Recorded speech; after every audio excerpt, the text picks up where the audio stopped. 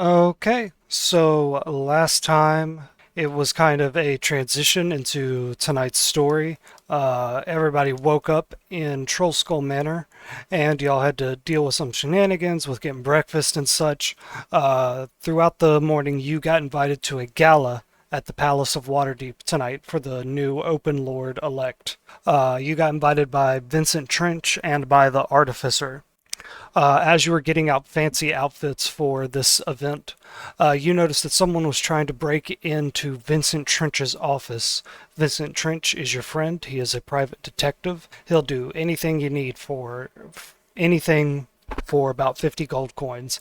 He'll investigate anything for you. Someone was trying to break into his office, and they had magically disguised themselves as Vincent Trench.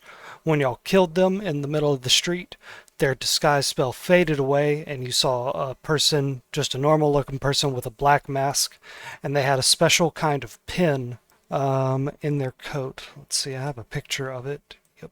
Is everyone back, by the way? No. Brax No, is I'm back. kidding. Yeah. Yeah, everybody's back. So if you look in the Discord chat, this person that was disguised as Vincent Trench had this pin with the symbol of a sword going through a crescent moon. The crescent moon is, of course, a symbol of Waterdeep. Y'all decided to stuff that dead person into the briefcase folding, and you would go and talk to Vincent Trench about the matter tonight at the gala. Does anybody have any questions about last session before we get started? Nope. Did we what kind of gala is it? Like, is it a costume party gala or just a fancy dress up gala? It's a fancy dress-up political schmoozing gala. The artificer said they'd throw it for the masked lords, which are like kind of the representatives of they're kind of like senators to the open lord's president. So you're going to go there, you're going to meet the new open lord elect, Lord Grauhund, and you're going to shake hands with them, and you're going to see all the other masked lords, and it makes everybody feel like you're one big community. Something like that is what the artificer described it as. So dress like professionally. Does that make Okay. sense? Okay. Yep. All right. So we open this session on everybody in Troll Skull Manor. Everybody, y'all know that you have a gala to get to tonight.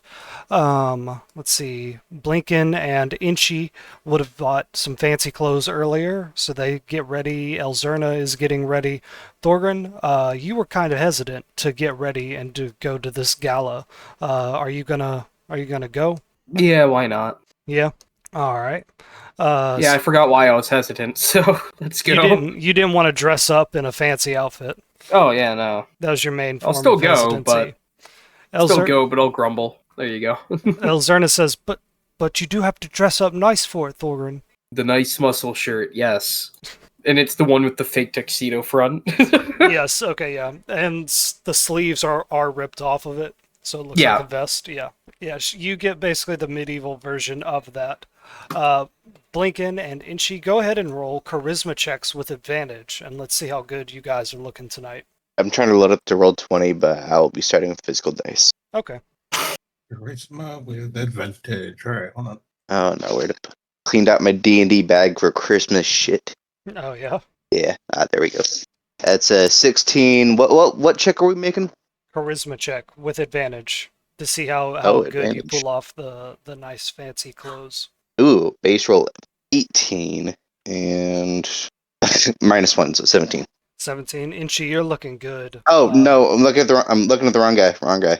+1, 19. 19? Okay, so Inchy, you're looking good, you're feeling good, and you know that you look good. You even put on like a little sample of cologne that you got from the clothes store. Blinken, what did you get? 20. I couldn't hear you. What'd you say? Dirty 20. It's on the chat. Oh, that's you. I thought that was Inchy for some reason. Okay. So yeah, Blinken, you picked out like the nice, noble, traditional robes of Waterdeep, kind of some earth colors with like a dark primary color in there to give you some personality. So y'all look good. I'm gonna say that Huel's with you, but he's not really talking that much. Blinken, are you bringing Aranex along with you tonight? I guess with I'll bring him with a pedal. Okay, yeah, in his stone form. Okay, Yeah. and Thorgren, go ahead and roll a charisma check to see how noble and fancy you look. Hey, your first one was a 13. Okay, so you look pretty standard, Thorgren. You don't stand out too much, but you manage to not look like a peasant. Uh, it the time of the gala is about sunset. Do y'all want to do anything before you head over to the gala to see Vincent Trench? You want to Uh, stock up on any potions, eat food, anything like that? I'll probably just grab something to grub real quick and then head out. It's a gala. There should be food. There should be food there, I guess. Well, don't And she's suggest just that. No, I'm gonna, kidding. Elzerna and says, she just makes sure to uh-huh. drop off his teeth he had shaved from last session, but he doesn't got anything. Yes, you leave the bloody teeth in your room. Um, Nice. Elzerna comes out. She is wearing a blue dress that she bought today with her inheritance money. It matches her blue hair that she has now. She says, "All right, gentlemen, they're going to have food there, but it's going to be very sparse and hollow, mostly sweets and treats from foreign lands. So eat up before we go. And other than that, let's be on our way." How do y'all want to get all the way from the North Ward, where you are in Troll Skull Alley, to the palace? I don't know. I'm gonna Y'all make could, sure to grab. Sorry. sorry, y'all could walk. You could take a hire coach. You could take Hule's cart. I mean, I guess if Huel's card is available with a horse or something, we could do that, right? I Yeah, don't know. y'all would have to rent a horse and spend I think it's 3 gold a day to rent a horse. Can't we just have Huel dress up as a horse and use him as No, that way? Well, I mean, he's not gonna really do much at the party tonight, anyways. I nominate Thorgrin our horse. Thorgrin the horse. Yeah, Thorgrin, I think you would look a bit more like a horse with your big, broad shoulders. Oh, I didn't know we were talking about horses. We need a magic horse. Oh yeah, yeah. Could that work? I mean, yeah. Let's see, bippity boppity. And Like, and can you she summon a casts, magic horse? yeah, it's an illusion spell technically, Okay. but it acts like a physical horse. Okay. Let me pull up I think it's called Phantom Steed. Oh, no way. Because if it I've used actually, it. I've used it before. I tried No, to yeah, run this is off a real during thing. Yeah. I had to run off during the ghost shit that happened a couple sessions ago. Yeah, and I begged you And not to because you're the only magic caster. I've used it before, and I'm using it again. Phantom Steed. Okay. Steve. okay, I'm well still now trying we to have a roll. horse. Let up roll 20 seconds in that description. I can. I think it's drop only it in up for an chat. hour though, I mean, we only really need to get there. We can do whatever to get home. and it's a And I level mean- 3 spell. I got multiple of those, so I can make one for the return trip as well. Oh, hell yeah. Doesn't his cart just reappear at any point? So If it is destroyed, he'll pay double whatever he paid last time, and it will reappear back at Troll Skull Manor. Oh no. So if you take it somewhere and you don't want to lug it all the way back, you could just like blow it up. Like that's a see, I was viable picturing strategy. just ripping it apart. I mean that too. Like, Just break an axle or something. That's all you got to do. But yeah, no, I like the Phantom Steed idea. Yeah, I'm good with that. Okay. Yeah. And then last question before we head to the palace: who has the briefcase of holding with the dead body in it? I guess Thorgrin, right? He said it in yeah, the chat. I will. I'll make sure to have it on me. All right, Thorgrin, that's represented by this token of the assassin, the masked assassin. Thorgrin, you said last session, by the way, that you have that assassin's mask in your inventory. You wore it as a joke, so that means you have it in your inventory. And Inchi, you said you wanted to wear Galanus' hat tonight, correct? It was Yes. a half mask, Yes. right? Yeah, it was like a half mask. Okay, yeah, no, I do yeah. have it in my inventory. Okay, good. Okay, so I think I sent a pretty good picture of exactly what Inchi looks like tonight. yeah, The chat. yeah, he did a great one. Send that again in the chat. Will do. Yeah, it's great. It's not the Santa one. Okay, so Inchi steps out and he casts Phantom Steed and he gets Hule's cart hooked up to it, right? Hule's cart really easy to work with, like you didn't have to do any extra work to tie it around this Phantom Steed. It just kind of all happened naturally. The leaves on any of the trees that line the cobblestone streets, they're falling and falling. And some of them are getting caught in the golden rays of the setting sun.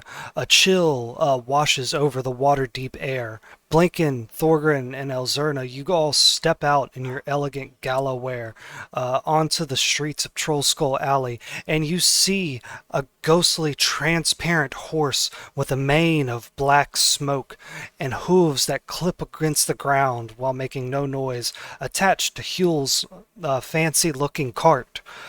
You all step into it one by one, and Inchi ushers the horse down the high road, and you guys travel the length of Waterdeep as the sun sets. Let's see, and y'all would travel down the high road, out to the market. Where's the yawning pool? Okay. And y'all would take a right, and you would pass by the walking statue, that long 50, 60, 70-foot high statue of a dwarf drinking out of a barrel of ale. These statues are the protectors of Waterdeep. They can be called to action if the city is ever under attack by anything. And y'all continue circling around the market, and you go south, and eventually your ghostly carriage is brought to a halt out front of the Palace of Waterdeep. Give me a sec as I load up my notes. Alright. As you guys pull up to the Palace of Waterdeep, you see this great, big, towering palace of carved marble, carved straight into the cliffside here of Mountain Waterdeep. At the very top of it, you can see another one of those walking statues, the 50, 60-foot high statues, this one in the shape of a griffin, perched atop the very peak of a mountain that serves as the base of Waterdeep. And you all step out, and the Palace of Waterdeep rises above the city like a mountain of white marble, but tonight the relentless rain turns its walls gray and slick. Torches flicker in the iron sconces, casting long, dancing shadows across the cobblestone. Inside, the air changes. The smell of wet wool and ozone is replaced by a cloying jasmine and expensive beeswax, and the sharp tang of aged brandy. This is the Palace of Waterdeep, and tonight it has many nobles. I'm going to take you to a new map. Elzerna says, "Boys, everyone be on your best behavior. Remember, we were invited here by the Artificer, so act like you're supposed to be here." I'm going to take you to a pretty big map. This map is going to be used for this adventure and then one other, maybe even a few other adventures by the time we get back to the main plot. So this is the map for the Palace of Waterdeep. And you can kind of see what it looks like from the outside if you zoom out on this map after it loads up. Okay, all of you step out, and then there is a giant wooden door, a gate in the stone wall that surrounds the palace courtyard. And outside there stands a captain of the City Watch in their green and yellow uniforms with a copper badge. They have their helmet on and their other plate mail armor on, and the rain dings off of it as they stand there by this doorway with a sign that says, "Present your invitations." Beside the City Watch officer stands a shield guardian, a massive mechanical construct, a set of armor that can move without anyone inside of it. These two sit here and await you guys giving your invitation that shows you're allowed to be here tonight. And Elzerna says, what do we do, everybody? Well, we were invited by the Artificer. Is she around? I look around. You look around and no, maybe she's already here and like inside on the other side of the door. But no, you don't see her out here in kind of this receiving area. And she whispers to Thorgrin while Blink and talk to the guard. Hey Thor guy, you got like a paper or on a handkerchief? Why do you need to blow your nose? Here, use this, and I'm gonna, pull out your sleeve. No. Like a slip, like a, I don't know. So I can write a little note from the Artificer. Did she give us a note? No, she didn't. No. She gave you a verbal invitation. No, that's why I need a paper. Why don't we just go tell the guards we were invited? Well, he just did that, didn't do squat. No one tried that yet. Oh. I was going to. All right, Blinken, how do you try? I go up and say, yes, good people of Waterdeep. I am looking for, we were invited for, entry from a lovely artificer here. I'm not sure if she passed through or not. Oh, Captain Audie invited you. Well, I don't see why anybody would lie about that to get in here. Look, mate, you just gotta go through a security check and I'll let you on through. All of you need a pat down, and if you're carrying anything like a bag or a briefcase, I'll just need to look through it. Okay. And I look back, and hoping that they heard that. And I go and look towards the car. Righto. I have nothing to hide, and I like stick my arms up and. All right. Blinken, the shield guardian comes over to you and extends two of its fingers, and it pats you on your shoulders, and it runs its fingers up and down like the side of your chest and your waist all the way down to like your ankles. And then it kind of looks at you with a red glowy eye, and then it stands up and goes back to its place beside this woman. She says, "Go right along through, sir. Please enjoy the gala tonight, celebrating the soon-to-be coronated Lord Grauhund." And she lets you through on this side, Blinken, and I will show you the courtyard. Yeah, and then like while I'm walking through the courtyard, yes, Growlhood, that's such a great guy. It's like just keep walking. Perfect. Perfect. I was gonna make you like roll for that, but like just I love it when a player does an accent. It's great. Hello, yes, I'm very serious nobleman. I'm here for noble party. I just try to sound posh. That's it. I think you pulled it off. Got a lot to show here. I'm almost done. All right, Blinken. So you can see this whole courtyard area, right? Yeah. Yep. And you step in and you see elegance like you've never really seen before. I mean, you've grown up in Waterdeep. You've been around it. You know, maybe you've been to a nice guild party every once in a while. But here, at the seat of power, just this courtyard alone, the massive garden, the trees, the bushes, the roses, the tiny little flowers that you know probably take a delicate hand to keep blooming like this late into the winter.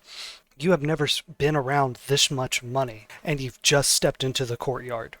Standing before you are all kinds of noblemen, noble ladies, and guild masters in their fancy robes, and before you stands something you've only seen from a distance, Blinken, a masked lord of Waterdeep. I'll put this image in the chat.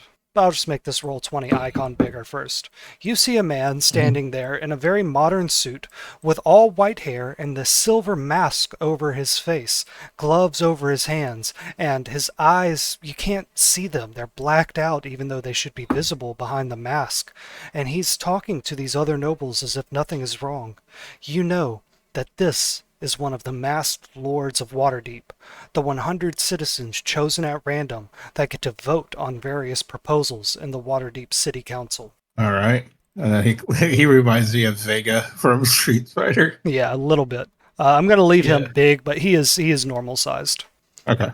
Let me go ahead and put an image in the chat. So, Inchi and Thorgren, how are y'all getting through that door? Because you just saw Blinken just get patted down and go through it. I just bullshit myself mostly. So what you're gonna do? Hey, I'm with him. And she tries to slip by. All right, and she says, "Oi, Mr. Goblin, sir, we just need you to stand here for a little pat down. Make sure you ain't got nothing dangerous and overtly magical on you. And if you have any briefcases or backpacks or anything like that, I'm just gonna need to search through it real quick." What are you gonna pat? Just make sure that you ain't got nothing like no magic wands, no fireball potions, no big sharp pointy knives. Well, I just gotta look good, sir. That's my job, right? Well, I can keep my knives, right? She says, "Excuse me? Can I keep my knives? Knives is in plural. Are they big knives? Yeah, I mean only 3. Are they big knives?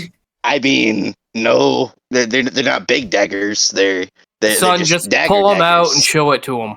Yeah, and she reaches into his waistband and pulls out his dual like normal daggers.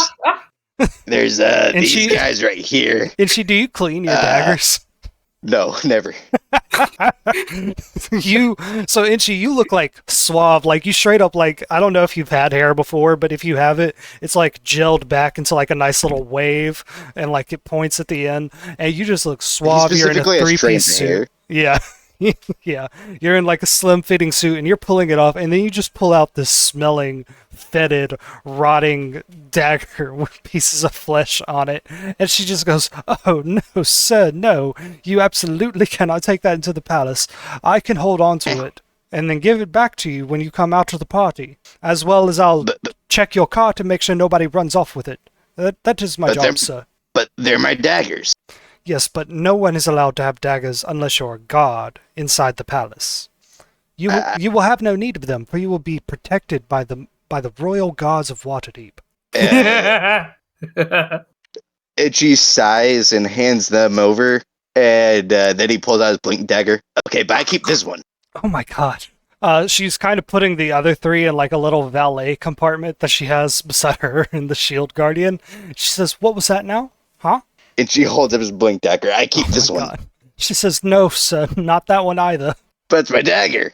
Just one. She says, "Sir, no, you can't. I can't allow you to have a dagger. The open lord elect is going to be in that room. Trust me. With all the people around him doing his security and how jumpy they are, you don't want them to mistake you for a threat, sir. Don't take a dagger in there." And Inchi, you notice something about this woman. She's not like talking down to you or treating you like you're crazy. She's just saying like, "No, you can't have your dagger in there, sir." She's not talking down to you. And she pouts, and after a minute, he reluctantly holds up his blink dagger. Okay. She puts it inside the valet, and then the Iron Golem comes over to you, or the Shield Guardian comes over to you and pats you down with a few of its fingers. It scans you with its red eye, and it goes back to its post. And the woman says, "All right, sir, you're allowed to step through the doors with your friend there and enjoy the gala for Open Lord-elect Growlhound." And she ushers you through the doors, and she starts walking up. She leaves behind that valet stand, and she starts walking up to Thorgrin and Elzerna. And what do you do? He said, "And she, what do you do?" Yeah. She leaves that valet stand behind to go talk to Thorgrin and Elzerna, and she told you to go ahead and go through the doors. What do you do? Is the valet stand where she put all the daggers? Yep. And it's right here beside the Shield Guardian. It's this blue box. Is there like a hallway you can walk into? Like I can step out of sight and then I can use invisibility? You can step through the doors and use invisibility. I will do that. Okay. I'll step through the doors, cast invisibility, and then slide right back out and straight to that podium. All right. Little Inchi was on your shoulder. He has slicked back and cleaned all of his feathers tonight, and he has one on his head that's like curly and pointed up. And when you go invisible, he flies over to Blinken's shoulder. And what did you say you were going to do, Inchi? And she stepped through that door and then cast invisibility as soon as he was out of sight of everyone, so they could step right back through, but they just think you went on through. All right. So are you going to try to get your daggers out of the valet compartment? Just the blink dagger. He's just going for the blink dagger. Just the blink dagger? Okay, so that's easier. I'll make you roll a sleight of hand check with advantage because you're invisible. DC 13. You got it. First roll's an 18. Next roll's a 7, so I'm going to take the 18. All right, you are able to successfully get your blink dagger out, and you do not set off the Shield Guardian or anything else like that.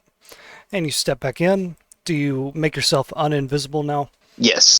All right. As soon as he steps back through the doorway, he turns the visibility off and he straightens his collar. All right, and little Inchi comes back and lands on your shoulder. Thorgrin and Elzerna, this officer of the City Watch, is walking up to you and says, "Oi, are you with Audie the Artificer's party? If you just come over here and let me pat you down, I'll let you through. And sir, I'm going to need to look through any belongings you might have." Can't do that. These are the belongings of the Artificer herself, and I am here to deliver them to her. That's a pretty bold claim. Go ahead and roll a deception check.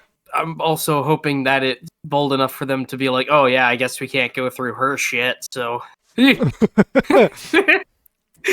A 6. So you start saying that, and she says, "Oh, sir, no. If she really wanted that to come through, she would have arranged for it to go another way. I can't let you through there without that."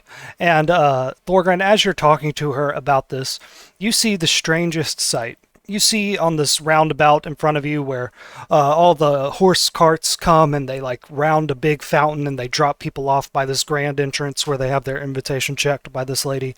There is a cart, a silver cart that is just pulling itself along. No horse, no creature, no ghost, no nothing. The wheels just turning by themselves as the wheels glow blue.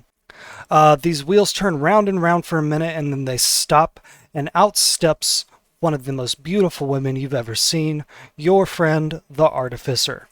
And she steps out, and that cart the wheels turn blue and it starts moving by itself again, and her self-driving cart drives away, and she steps up and she is wearing a big, beautiful ball gown that I actually have a picture of, and she is not wearing her normal, like, goggle glasses things. So there's a picture of that in the Discord, and she steps up and she says, Oi, Mr. Thorgren, and she looks to the guard and says, Calith, what's going on here? Thorgren, what do you say? Oh, we were just trying to make entry, and we noticed that you arrived. And that's where we were at. Calith, the guard says, Oi, Miss Captain Audie, I was just gonna search through this man's belongings before I let him through on your invitation. And Audie says, Oh, Calith, don't worry about that. And she pushes you and Elzerna through the wooden doors. Thorgren, oh. I'm gonna wave politely. The guard just kind of shrugs and waves politely back at you. You know, the captain gets what the captain wants. All right, so now all of you are in here, and you all see the same thing that Blinken saw when he stepped in here. There are multiple lords just hanging out in this beautiful botanical garden area. All through this area, there are City Watch people moving as well. I should have put them in here. But yep, there's nothing but noblemen and masked lords around you. What would y'all do? Or what do you do? Inchi, you said that little Inchi landed on Inchi's shoulder, right? Yeah, little Inchi is on your shoulder. As soon as Thorgren walks up with the artificer, Inchi's gonna reach up, pluck little Inchi off his shoulder, just toss it at Thorgren. Get the Avi bird off of me. And little Inchi goes, whoa, I thought we were cool, man. I thought we were cool. Trying to catch it in the case. Roll a sleight of hand check, Thorgren. 19. Holy shit. Little Inchi goes, wait, I thought we were cool. And then you just close the briefcase around him, and you don't hear him anymore. Thank you. All right, so the artificer gets in. Elzerna goes, oh my goodness, ma'am, your dress is beautiful. It's gorgeous. And she helps the artificer, like, pick it up off the ground and get to where she needs to be going. And the artificer says, yes, it's not very much my style, but it is what's expected of a lady at a court gathering like this. But I'm glad all of you are here. There'll at least be some fun. Is this y'all's first gala? The artificer says to all of you. You mean ones we were invited to, right? Define gala. A party of nobles. And typically, yes. But if you weren't invited to it and you partied with nobles anyway, that sounds kind of fun, Thorgren. And you notice that the artificer is different than she was this morning. She's kind of in a better mood. She doesn't look exhausted. Her eyes aren't bloodshot. It's odd. She's not supposed to feel better until she can dance at the moon dance when there's a full moon next week. She's using moon crystals. It's okay. Everybody's got to get by somehow. Yeah. She says, For me, I haven't been in any galas. She says, well, Blinken, there will be many guild masters around here tonight. You know, they're all coming to shake the hand of Lord Grauhund. But, Master Blinken, if you would like to go over even the guild master's head, there is, of course, a masked lord around here. If you had any proposals that you wanted to get in front of them, there should be about half a dozen masked lords here tonight, Blinken. That's almost 5% of all the masked lords in the city. You make a pitch to them, you could change, well, everything, couldn't you? And Inchi, there's going to be plenty of food. And Thorgren, I don't really know what you would do here. Are you going to flirt with the noble ladies and the noble lasses, or are you going to engage in philosophical debates with the other lords? And she kind of punches you on the shoulder a bit. She's really peppy and cheery for some reason. I'm undecided as to what I'm going to do yet, and I'm going to punch her back. She says, oh, watch yourself. And she, like, shadow boxes with you a little bit. And she says, okay, so if you go up to a masked lord, just bow to them. If you touch them and you feel weird, don't worry about it. They have a lot of magic trinkets and protections placed over them in their mask to protect them from any damage, both physical and magical. So watch yourselves, and other than that, enjoy yourselves. And she says to Elzerna, little lady, would you like to go up to the ballroom with me? And Elzerna goes, ooh, why, yes, I would. And they're going to walk off together. Y'all can follow them if you want. And the artificer will kind of give you the tour, or you can do your own thing. The artificer says, the ballroom is going to be up on the second floor, lads. And she wanders up to the second floor. All right, you're going to follow the artificer. Thorgren, how about you? I'm going to go look for the investigator guy. Okay. Blinken, how about you? Are you gonna interact with these people down here in the courtyard or move up to the actual ballroom? I'll move up. Okay. So everybody just kind of follows the artificer up to where she's going. Let's see. Just a second. This is a big ass map. Okay. Alright, guys. So she is going to take y'all through this courtyard with all the nobles over to this staircase that's right here. And y'all are going to walk up that staircase with her to the second floor of the courtyard. Let me reveal this area. Alright, can everybody see where y'all are at? Alright, so the artificer brings you up to the second floor of everything, and she says, right on through here, there's going to be the ballroom, and she takes you through one set of doors and then the other, and you're going to be in the ballroom. Alright, and there's so many tokens in the next room that I'm putting them on the map layer, so they're not really going to move with y'all. And she takes y'all into the ballroom. There is lively music being played. There's all kinds of drinks up for everybody. And just like she said, there's about half a dozen masked lords in here, as well as Lord Growlhound, who Inchi, you know, is controlled by, what are those brain things called? Mind eaters? Intellect devours. Intellect devours. Yeah. He is controlled by Nilhor. There are other masked lords in the room. And y'all don't see Vincent Trench. Maybe you can look somewhere else in the palace for him or ask around, because you also see your old friends Rainier Neverember and Volothrap Gedard. And the artificer takes Elzerna by the hand and says, "Come on over here to the mirror and let's make sure that we're both presentable." And they run off and they obsess over their gowns and their makeup while y'all talk. How close is Lord Growlhound? Is he like in a group? Yeah, so if you can see the map, right? No. No? I'm trying to upload it, but you know my thing. Okay. I'm going to I screenshot am it. streaming. Yeah, but Lord Growlhound is about 40 feet away from you, and he's surrounded by a masked lord, 2 guild masters, 2 nobles, and Volothrap Godard. Godard. I like the stank I put on that. Yeah. Well, if he's just completely surrounded, then I think I'll save it. Alright, yeah, I just uploaded a picture. How about Blinken or Thorgren? What do y'all want to do? I'll probably well, Do you want to help me find the investigator guy? Because I was gonna corner him and kind of shock and awe him with oh hey, we found the guy trying to break into your stuff. Here's the guy. By the way, you owe us. Make sure that we're up a favor. I guess we could do that. Yeah, I'll join you on that. And are you going to look for the detective, or are you going to stay in here? I'm gonna stay in here. You guys go on ahead. Alright. Okay. Blinken and Thorgren, Be right back. 2 seconds. alright.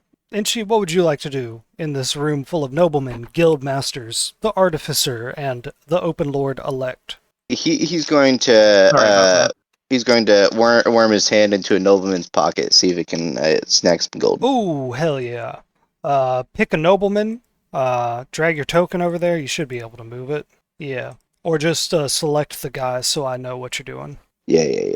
Shrink y'all down a little bit more. I'm gonna go pickpocket the masked lord talking to Rainier Neverember. All right, yep. So you walk up to this masked lord right here, and you see Rainier Neverember, and they kind of ignore you because I assume you're being a little bit sneaky. This masked lord is wearing a mask made of all white marble with some gold leaf designs on it. The robe they wear is a deep traditional a deep purple robe of a traditional design. Okay. And they're talking to Rainier Neverember. How do you want to try to snatch this person's wallet? I think what and she's going to do is he's going to cast a minor illusion, kind of behind Rainier Neverember, and it's kind of like a faint, ghostly shimmer. It's intentionally hard to see, Okay. but it's like right in the peripheral of the masked lord. So he's going to make that just noticeable enough to distract the lord while he's getting behind him to just fish the pocket. Okay. Let me roll a d4 real quick. Okay. Whenever you cast this illusion This masked lord steps in front of Rainier Neverember and tries to get between Rainier and the illusion to protect Rainier. What do you do? Was it the same guy that was trying to pickpocket? Yeah, Oh, yeah. He see you made it look like something dangerous was there, and he stepped between Rainier and this dangerous thing. okay. Did Rainier just look at what happened? Like, is he confused? Like, did he look in the direction of the Lord? Yeah, so the Lord saw this thing that you were making. Well, if Rainier looked away, I'm just going to pickpocket my friend Rainier Neverember because he's closer to me now, I think. Oh, okay. All right, yeah. Roll a sleight of hand against Rainier Neverember. Got it. That's a 6. That's 6. That's not What- good enough for you But to. what's my modifier? An 8's probably not good enough either. All right, It's continue. not good enough to actually get something, but it's not bad enough that you get caught. Okay, Blinken and Thorgren, the only area for y'all to explore is kind of over here to the left. There were some doors, if you look into the room to your north, that y'all can look through. How do y'all want to start looking for Vincent Trench? Let's just walk in a circle. Okay. All right, tell me what doors you're walking through first. Do you have a There's choice? one Or... on the left. I don't know. Like, All right, yeah, we'll just start left to right. All right, let me get that area for you. Bless you. So the first thing you two see is City Watch. There are 3 City Watch officers in this hallway alone, standing beside the statues of some previous open lords of Waterdeep, men in full regal armor. And you can see that this is a hallway with a few different rooms attached to it. You start stepping out, and you hear the voice, a familiar voice, say, "The Gilded Fang is closing in. You need to do something, Haldrum, and you need to do it fast, or this wicked city's gonna take you out like it takes out every good thing." You hear the voice of your friend Vincent Trench coming from the second door on your left. What do you two do? I think we should nonchalantly just walk up and knock on the door. you just want to go up there and knock the door? Well, I mean, we can't really just stand there and eavesdrop. You absolutely could. What are you talking about? There are 3 guards standing there watching us. Since when have you let something like that stop you? I'm trying not to cause a ruckus. All right, what do y'all do? But So let's say if we do knock, and he's having this conversation with someone, what do we do? We open. He opens the door. ask if and- they mind if we steal them for a minute to talk. Oh. All right. So we'll knock on the door and say, "Hey, I heard your voice. So let's go." Hey, we were just looking for you and we heard you. Whatever. Let's go knock the door. If you have a better idea, suggest it. I'm waiting. No, I don't, and I don't really. I mean, we could wait, but yeah, we knock the door. Let's go. All right. As y'all walk up to the door to knock on it to let them know that you're here, they continue this argument, and you hear Vincent Trench say again, "I'm telling you, Haldrum, the Golden Fang is using your trade routes to move more than just silk. Look at these ledges." And you hear another man go, "You're just a straight rat, Trench. You play at being a gentleman, but you'll always be a gutter shadow. But you'll always be a shadow in the gutter. Get out before I have the watch peel that suit off your back." And you get over to the door and you knock on it. And it is open slightly, and when you knock on it, it opens all the way. I mean, if he was getting kicked out, I would have just waited. He wasn't getting kicked out. He was in the middle of an argument. Sounded like he was getting kicked out. It wasn't like the best argument of his life, but he wasn't getting kicked out.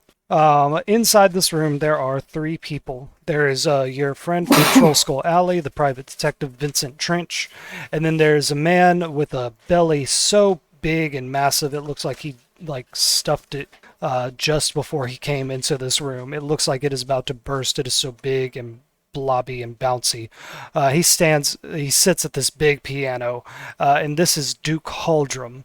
And then there is a woman off in the corner with half of a mask on her face. It's a mask that only covers one of her eyes, and she's sitting by a window and she is smoking out of some kind of tobacco cigarette.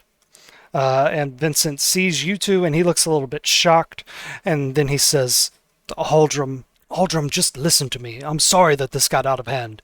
and he excuses himself and comes out into the hallway with the two of you. And he says, What are you doing here, Master Blinken, Master Thorgren? We should go step into another room. We gotta chat for a second. He looks at you, slightly confused, and he says, well, there's the throne room just down the hall, or the royal library behind us. Yeah, let's step into the library. Okay. Yeah. Reveal. Alright, so y'all step into the library, and there is nobody here. It is quiet, but you weave through the bookshelves until you can find a place where not even the sunlight can eavesdrop on you. And we're going to go back over to Inchi, in the room with all the nobles and the guild masters. Inchi, after a minute here, a waiter walks by, and noticing you, they hold the tray down lower to the floor, and there are glasses of champagne on the tray. Do you take any? Yeah, Inchi. Inchi. Did we get a BRB from Sean? I didn't see it. Yeah, I didn't either. Grabbing something real quick. I don't know. Yeah. What, Let me sorry? send him a message. Sean just wasn't responding. It's okay. Where you can go back to y'all. So y'all are in the library. Yeah. You found a place far away from doors, far away from windows. It's dark, it's musty. There are bits of like dust that hang in the air that catch the light around you. And Vincent says, What is the meaning of all of this? I point at Thorgren, like he said, there's something that needs to be addressed. Then address it. Speak directly. I do not have time for these games. There are plots Okay. afoot. Oh, there is most definitely a plot. A murder plot. And I'm gonna open up and shake the brief, try to dump the body out. You shake the Oh, briefcase of holding, and what falls Yeah, out there's is a just bunch of- there's a bunch of shit. There's an old abyssal chicken carcass in there. There's like a couple of disguise kits, like 3 or 4 different outfit changes, couple potions, and then this body of the man that was impersonating Vincent Trench. But it just looks like a normal body, dressed in like all black clothes and like some black leather pieces. And Vincent goes, "Gods above and below, why would you have brought such a thing here?" That's Thorgren's idea. The main point is this guy that's He was trying to cut that's you. dead. Yeah, he basically was trying to break into your office. Excuse me. He was trying to what? Break he in was- through a window? No, he literally No. was in the front door trying to unlock it, and then he kept acting like you. And He looked like you. disguised as you, tried to break into your office by lying to us. When we realized it wasn't you, he tried to fight us. So he tried to run away. Do y'all tell him that, or do you? No, tell him he that? tried to fight us. He said no witness. I every time Thorgren is talking about that, Trench could look at me quickly, and I'm just like scratching my head and face bombing every time. All right. So Vincent says, "So this man disguised himself as me to try to get into my abode, my sanctum. I wonder what he could have been after. There's so many cases that I have open right now, but did you find there's a anything note- else on him? Oh Yeah. yeah. There was a note, something, I forget what it said, but something said, about some red crimson, some shit. It said the tiger's eye sees too much." That's it. The tiger's eye sees too. I'm gonna shake the briefcase more to make the emblem fall out. And then that emblem, and then what about the black mask? I'm gonna shake more till that falls out too. Okay. God damn it. So just absolutely everything that was in the briefcase of holding falls out. A couple of like ungraded papers from Dr. Cassie Daniels fall out that she forgot to pull out Oh of god, there. my weapons would have fallen out. Yeah, all 40 feet of your chains. But yeah, enough of that evidence gets put in Vincent Trench's hands, and he says, "Gods below, I didn't think they were this sick, but they actually are. Those bastards." He says, and he holds up that pin with the sword going through the moon over a crimson background, and he says, "This is the pin of the Assassin's Guild. I've long suspected them of a plot over the past couple weeks to eradicate members of the masked lords who are not loyal to guild or noble families. Boys, I believe that there's a plot afoot to kill multiple masked lords, and I've been putting a stop to it myself, trying to find out the source of all of this. But if they're trying to frame me for something, that means..." And he smiles a little bit. He says, "That means I'm hot on their tail." He says, Wow. So anyways, we did you a favor. Just Yep. Lincoln, says- help out, damn it! He says, You've brought me good news, but you have not done me a favor. See, they were unsuccessful tonight. They know that I probably know all about this, so whatever plans they had, they're gonna accelerate them.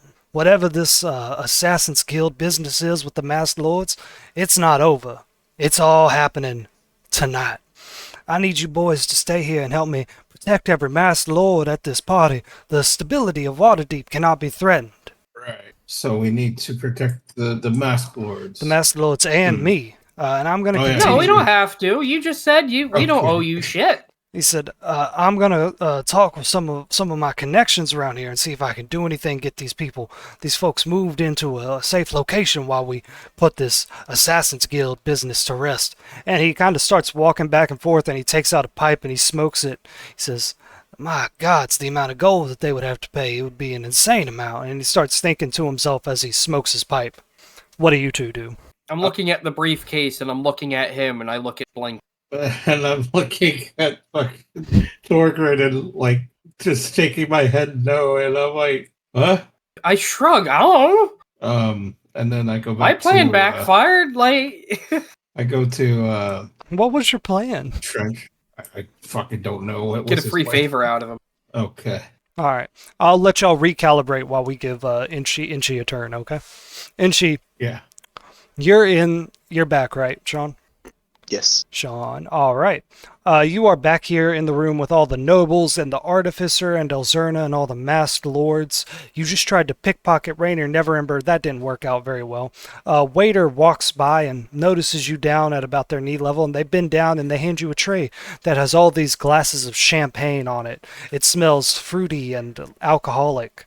Do you take any of it? Yeah, and she grabs one and keeps on moving, kind of huffing after that failure.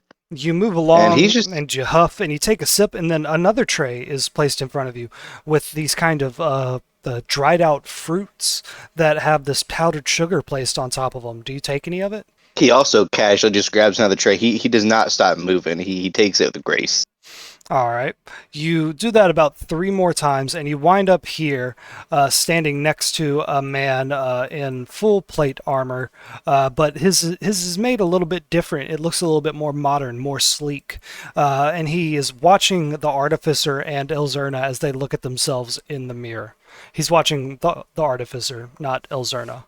What do you do? And do you say anything? Do you do anything? And she sips from his champagne and holds up some of the berries to this man. You want some? He says, sure, my friend, thank you very much. And he takes one of the little berries from you and he pops it in his mouth and he looks over at the artificer and he says, what does a guy got to do to get with a great lady like that, huh? Have you tried her fish eggs yet? He says, excuse me? He says, excuse me, sir? You know, you wake up to her, then have her cook you up some fish eggs, and you gobble it down, and you tell her how you like them. He goes, I'd love to wake up and eat something with her. He says, I should be a catch, shouldn't I? I'm a member of the Griffin Cavalry. I'm a high-ranking member of Force Grey. Do you think I should ask her to dance? And Can you dance? this is a man called Griffin McElroy, and he is talking about the artificer. And he says, yeah, I believe I can dance somewhat well. Yeah. Can she dance? He says, I don't know. It's very rare to see her in a good mood. Sure, if she knows how to dance. If she says no, teach her. She says, right. And he says, right. And he is going to walk up to the artificer, and he is going to ask her to dance. And do you want to do anything else with your turn? Yeah, and she's gonna poke his head into the crowd that Lord Growhoon's at, and just try to listen into the conversation. Okay, yeah. Yeah, you poke your head in, and this old woman that has her glasses on on like a stick, that's standing next to you, so she can take her glasses off and like put them back over her eyes. They're like connected to a little golden stick that she has in her hands, and she says, "Open, Lord-elect Growhound. What do you suggest we do about the properties outside of the city? You said during your campaign that those are noble lands and that you would defend them. But you do recognize that Waterdeep needs to expand its industry to areas outside of the city. And Lord Grauhun says, "Now, citizens, please rest, please rest. I, of course, made many promises in my campaign, and I intend to keep all of them. But you will see our plans for the outer rings of Waterdeep, as we're calling them, on my coronation day in a few weeks." And Inchi, you would know that he's talking about a lot of places, but in particular your village as well. Your village is one of those that sits on the outside of Waterdeep, and that is technically owned by nobles. Do you say anything? Well, it sounded like he was vouching for non-expansion, so that would mean keeping my land safe. He said that he wanted to keep them in the hands of the nobles. And this whole campaign, they've been in danger of the Castlanters developing this. This sounds like they're debating should the city and the guilds be able to control land outside of the city instead of just nobles. Excuse me, Lord. And What they all look around and look at you and give you space to speak. what of the land that is owned by the rightful owners, but nobles claim it's their land? He says, "I assure you, sir, that if there are any legitimate claims to land that can be backed up with contract law, I don't care how far back it goes, I will enforce that. That is the noble and traditional way of Waterdeep." And some of the nobles in the crowd cheer, and some of the guild masters go, "But that's absurd. The nobles, they have debts that they need to pay off to us. We have the right to seize that land and turn it into more guild property for us to put workhouses and new factories on." And Lord Grauhun says, "Well, we'll discuss all of that later." And he kind of starts not talking to you. Inchi, do you say anything to keep his attention? And she squints as if he's not trying to look him in the eye, but look deeper than his eyes, because he's trying to speak to the intellect devourer part of him. Okay, so you would need to think this with your mind. Make an intelligence check to be able to speak to Nilhor through Grauhund. And you're going to need to get above an 8, because I think you've done this before. Okay, well, I got an 11 plus 3. That's 14. All right, so with that, you are able to push like a thought through and psychically connect to the intellect devourer that you know is there. You see Lord Grauhund shiver and then continue talking as if nothing happened, but Inchi, you hear projected into your mind your boss, the mind flayer Nilhor, say, "Inchi, why do you contact me through one of my minions?" Your minion has a political campaign against my land. Get it under control. He says, "Inchi, you do not ever make demands of me, nor Xanathar. Do you understand? I won't tolerate another outburst such as that." There is one line, Nilhor. Been warned. And Enchi's going to step away from the conversation. Oh, shit. Okay. And my turn's done. All right, you go back to over here, and Griffin McElroy, the Force Grey Griffin Cavalry guy, comes back, and his shoulders are slumped, and he says, "She doesn't want to dance." Going back to Blinken and Thorgrin. Thorgrin, you're just shoving contents from the briefcase of holding back into the briefcase. Vincent is pacing back and forth, smoking, and Blinken, you are also in the library. What do y'all do? Well, Brax is BRB, but Oh, he is? Okay. I think I guess it is important to figure out who's gonna or what is trying to stop the masked lords. And I guess I'll ask Vincent. I mean, do you have any leads or? He says, "So far, I've been, I heard some rumors, from my contacts and the people that are a part of the homeless community here in Waterdeep. Some suspicious activity around the palace at night. And he kind of pauses as he thinks of what to say next. Used my wares about me and got into the palace and managed to take out 2 different assassins on 2 different nights that were skulking by the windows of masked lords. These masked lords that they're targeting, I believe that they are targeting ones that are sympathetic to the common peoples of Waterdeep, or people that work for guilds in Waterdeep. I think that someone is trying to assassinate open lords that or someone is trying to assassinate masked lords that oppose noble rule. Someone in the noble class is attempting a hostile takeover of all 100 members of the masked lords.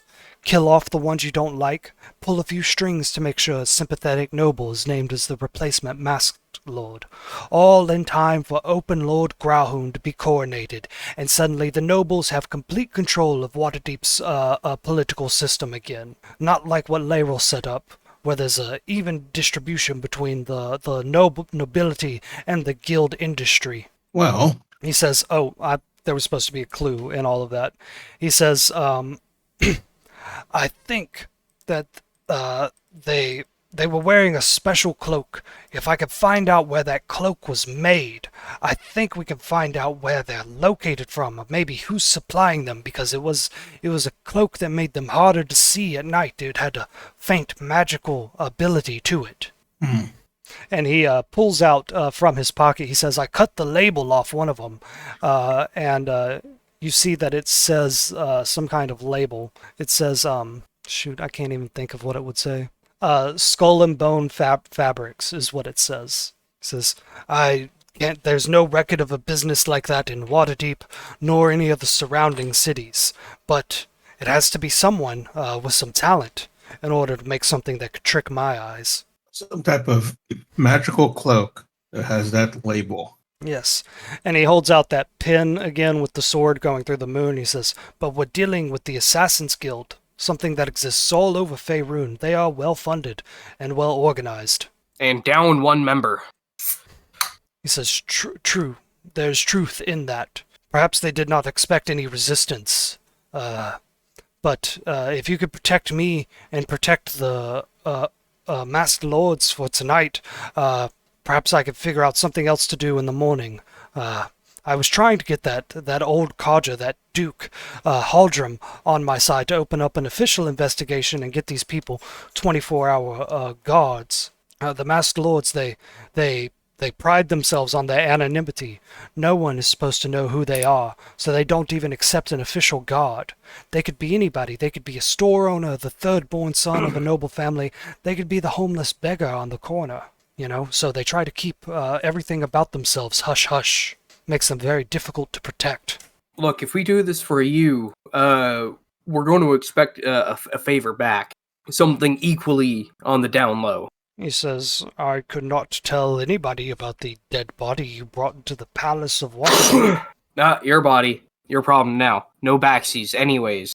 He says, no, put that back in your briefcase of holding. Don't just leave that here. I have no way of dealing with that. 2 favors now, eh? Oh, alright. Blinking, Vincent Trench looks at you and takes a long puff of his pipe and says, of course I can offer you my services for free a few times if you help me out with this. Now that I could work with as well. Says that's how everything works in this city. Everything's got to be some kind of sick, twisted deal. And he steps into the only shaft of like setting sunlight here, and he takes a long puff, and he looks at the beam of sunlight, and he says, "What has this city come to?" Crime. And he Lots of crime. He walks out, and he's gonna walk back towards the gala. What do you two do? Make sure the body's back in the briefcase. Okay. And everything else. Yeah. All right. You managed to take a few minutes, and you get it all in there. What do y'all want to do after you get it all together? Do you want to go exploring some more? Maybe talk to that Haldrum fellow, or go back to the gala, or just dick around like in the palace? Like you could explore the whole thing if you want to. I mean, he said that we have to now help protect the nobles, right? The masked people. The masked lords. Yep. Well, let's start looking around for assassins. All right. Y'all heading back to the gala? Yeah. All right. Yep. Thorgren, I got rid of the dead body icon that was on you. All right. So we're going to do a couple rounds of just being at this party. Everybody roll initiative. Nat 1. Nat 1. All right. All right. So it's Blinken, Brax, Elzerna, and then Inchi. And we're going to play some games. Okay. So first up would be Blinken. Blinken, pick a masked lord. Or as you walk in here, Vincent says, "I think we should all pick a masked lord to keep an eye on. Again, it's impossible to tell who they are under their masks, so I don't know if they're noble aligned, guild aligned, or a common person. Just keep an eye on them and keep them safe no matter who they are, okay? Yeah. Blinken, pick a masked lord for you to tail for the rest of the night. I'll probably pick let's pick the one by him here. By That Rainier? one on top. Yep. Yeah. So you walk up to this masked lord and Rainier. This masked lord is wearing an all-white marble mask that has some gold leaf designs running on it. They're dressed kind of similar to you in very traditional Waterdeep robes. His are dyed a deep purple, though. And he nods at you when you come close, and he says, "Welcome, friend." And his voice sounds weird because his mask has a charm on it to change his voice to make sure no one can Okay. identify him and he can stay anonymous. And Rainier looks at you and goes, "Ah, Master Plantfoot, it is so good to see you again. Tell me, how go the renovations over in the North Ward?" I look at both of them and I'm like, yes, it seems to be going smoothly. We're getting there. Hopefully we'll gather some customers soon enough. We're almost done with it. You know, trying to look for some acquirements for different alcohols and stuff. So He goes, "Ah, yes, well, remember, I do still owe you that favor, or an investment, whichever you prefer. I might be able yeah. to hook you up with some foreign traders, or perhaps even some furniture or decoration. Whenever that time comes, you just let me know. But, Master Blinken," and then the masked lord leans forward to you and says, "Mr. Noom, how much are you betting?" Yes. And he holds out a deck of cards that are all laced with a gold trim, and Rainer says, "Master Plantfoot, we're playing high card draw. The pot right now is three gold coins. Whoever draws the highest card wins. No takebacks, no reverses."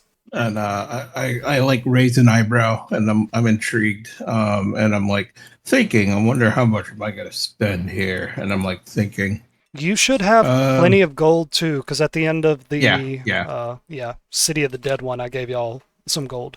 Yeah. So, and I'm like, you know, this sounds like a fun game. Why not? I'll partake. You said it was 3. I'll throw in a gold. 3 gold coins to join the game. Oh, okay. Yeah, I'll throw in All right. 3 gold. All right, there's a little table between all three of you, and Rainier smiles and you smile. There's 9 gold coins on the table.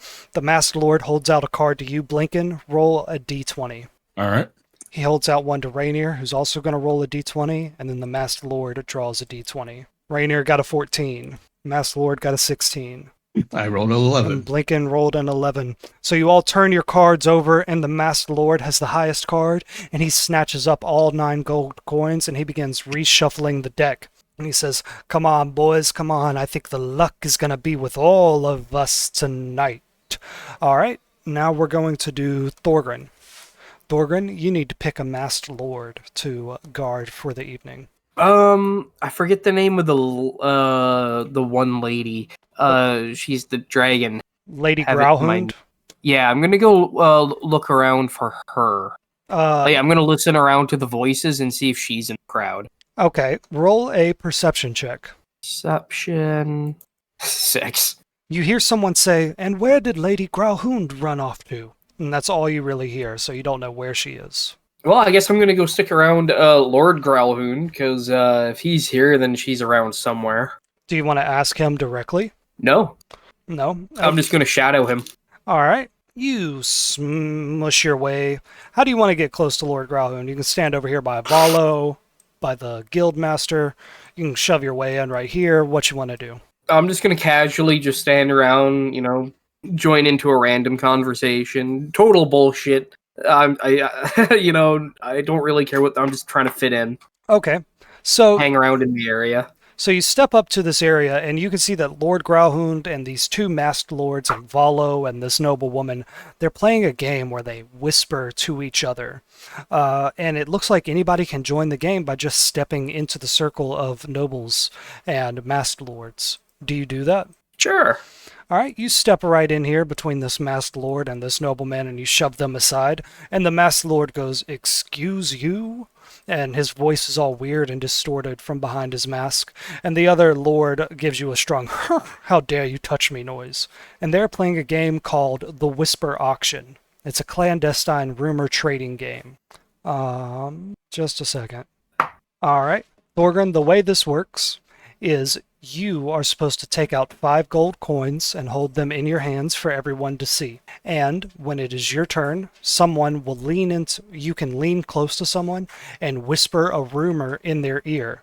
And if it's a good enough rumor, they will give you a gold coin. But if it's a bad rumor, they'll take a gold coin. Also, on your turn, you can pick anyone in the circle and hear a rumor from them, and you can decide to give them a gold coin or take a gold coin. Does that make sense? Yeah, I'm not gonna play that. I'm just gonna hang out in the party next door. That sounds like a lot of work. Okay. I heard. You step off to the side where you see a masked lord kind of watching the game. You see Inchi, and you see Griffin McElroy, who was that Griffin rider that you tried to bribe to get into the El Torchel Villa Academy that one night. And he looks at you and says, "Yeah, I've never understood the nobles' rumor trading game. It seems to be something you got to be brought up in to understand, you know?" So, Yeah. so Thorgren, are you gonna watch any of these masked lords? Yeah, I'm just gonna hang around and watch Lord Growlhound. See if see if his wife's around. Okay, all right. Inchi, it is your turn. What are you gonna do? Oh, I assume Thorgren would have told you what was going on. So Inchi, you're caught up on what Vincent Trench said. She's a little puffy from his conversation with Nil Horror, so he's going to walk up to Griffin and say, is there anyone else you want to dance with? He says, that lady Naira, she comes from good blood. Maybe my dad would approve of me if I got a date with her. Maybe if I could marry into her family line, he'd be proud of me. And she interrupts him. All right, come on, let's go get you a dance. All right. And you take him all the way across the room, and you see that Vincent Trench is right here talking to a lady called Lady Naira. She is a masked lord, but unlike these other masked lords, she does not hide her identity. She shows off her face by only wearing a mask that covers half of her face. And Griffin McElroy runs up with you, and you're talking, and you interrupt this conversation between Lady Naira and Vincent. What do you say? Hello. And he points to Vincent. I want to talk with you. Lady, my friend, he's a good talker too. You should try to talk to him. And she tugs at Vincent's hand. Hey, come here. And Lady Naira says, "I'm always happy to talk to a member of our law enforcement." And she steps off to do a quick dance with Griffin McElroy. He's still holding Vincent's hand as he pulls him away. Uh-huh. So where are you from? He goes, Master Inchi, what was that about? Have you discovered anything? Any threats against the masked lords? Eh? Oh, no, I was trying to get that dude to dance. He goes, Lady Naira is not his type, I promise you that. Inchi, can you do me a favor and pick one of the masked lords and just follow them throughout the gala and make sure nothing terrible happens to them? Do it. I just follow? He says, did your friends inform you of what was going on? Thorgren mentioned something, but my mind was somewhere else. A guild of assassins is targeting masked lords, trying to make Waterdeep unstable politically. We need to protect anyone here with a mask on. Sure, just point me to one. He goes, that lady... If I'm following them, are they allowed to see me, or do I stay out of their sight? Try to keep it discreet, unless action is necessary. And he points across the room and he says, that woman there with the white hair. And there's this woman standing over by the artificer and Elzerna with a mask on, just kind of leaning against a marble column and not talking to anybody. He says, keep an eye on her. Yeah, okay. Someone tries to approach her, I'll stab him. And then she walks away. Okay. Give me a second to read some notes. Bless you. Ooh, excuse me. Ooh, okay. All right, we're going to do another round. Blinken, it is your turn. Yep. Okay, let me actually move some stuff around on the map here. Whoa. Okay, Blinken, it's a little while later at the party. Blinken, the waiters have been bringing out all kinds of like champagne and liquors and mead, and some little like dainty snacks. Do you have like did you pick some champagne or mead for yourself? I'll probably look and say, you know what, I'll take some of the champagne. Why not? Okay, so you've everybody is around drinking. The party has shifted a little bit, and now Volothrop, Rainier, and two Masked Lords are around you. And Volothrop says, all right, everybody. So this one is one I learned in my travels through the Southlands. And he cups his hands around the table, and when he takes his hands away, there's 5 chalices sitting on the table. And he says, this game is called the Poisoned Chalice. There's a harmless spell on one of these. Everybody pick up the chalice in front of you. You'll be able to feel if it's charmed or not with that harmless illusion spell. It is your job to make sure that you are not the one who drinks from this poisoned chalice. Try to bluff and pretend you don't have it. Try to accuse other players of knowing which chalice is poisoned. And in 3 rounds, we're all going to drink from the chalice we have. Does that make sense, Blinken? Yeah, it's basically, trying to bluff when there's one that has the real alcohol or whatever. Yeah. He says 4 of these. It's called the poison chalice. 4 of these has water. Yeah. 1 of these has champagne. Got it. And he says, I got that wrong. The point is to be the one that gets to drink the champagne. So if you get the one with champagne, you're trying to hold on to it. Blinken, roll a d4. Okay. D4. A 1. Okay. A 1. When you pick up your chalice and sniff it, you know that you have water. So one of these other 4 people here has the chalice with champagne in it. How are you going to try to figure that out this round? Well, I think what I'll do as Blinken, he'll try to be a little sly. So he's gonna, act like he's gonna drink it, and he's gonna act like, a little drunk, but at the same time, he's gonna keep an eye out of the people, kind of like, see if anybody is squirming or eyes open, seeing that if they actually drink it. So me, like I said, I'm just kind of playing it off and like, oh, that's so delightful, sort of thing. Oh, okay. All So right. So I need you to roll 2 things. Roll a performance check to see how well you're able to bluff that you have the champagne, and then also roll an insight check to see if you could see who else was bluffing. Okay, I'll do that. So performance first. Let's go ahead and hope to roll high. That's not good. A 10? That's not bad. And then you said insight. Got it. Insight. All right, roll high for this so I could watch the sneakies. Hell yeah, 25. All right. So with that, you're able to tell by the way Valo scrunches up his face, he smelled some real alcohol, and it was a little bit stronger than he was expecting. So he just grimaces just for like a microsecond, but you're able to notice it. Valo almost certainly has the actual chalice with champagne in it. Okay. So the Masked Lords have a conversation where they say, truth is a bitter drink. Lies go down smoother. I truly have the real champagne. Please take mine. And the other Masked Lord says, oh, well, with words like that, how could I ignore you? And they swap their glasses. And Rainier looks over at you, Blinken, and says, And Rainer's had a few drinks this night, so he's kind of swaying back and forth. He says, Master Plantfoot, I think you have the actual champagne. Would you trade glasses with me? I'm like, maybe not. I'm acting like drunk and stuff. No, what? I'm more interested on. I look at Volo. Hey, what about you? You want to drink my champagne? Volo says, no, why are you trying to take mine? You and Rainier were supposed to be making a deal right there. Yeah, I'm like all acting drunk. I look at Rainier. You know what? I don't think. No. I'm going to enjoy my champagne. Thank you very much. And I take another sip. And Volo snaps and points at you and says, he's holding on to his chalice, everyone. I think the gnome there, he's got the real glass of champagne. All right, we're going to do one more round of this, okay? Yeah. So, Blinken, you can try to, roll to try to force Volo to give it to you or shame him into doing it.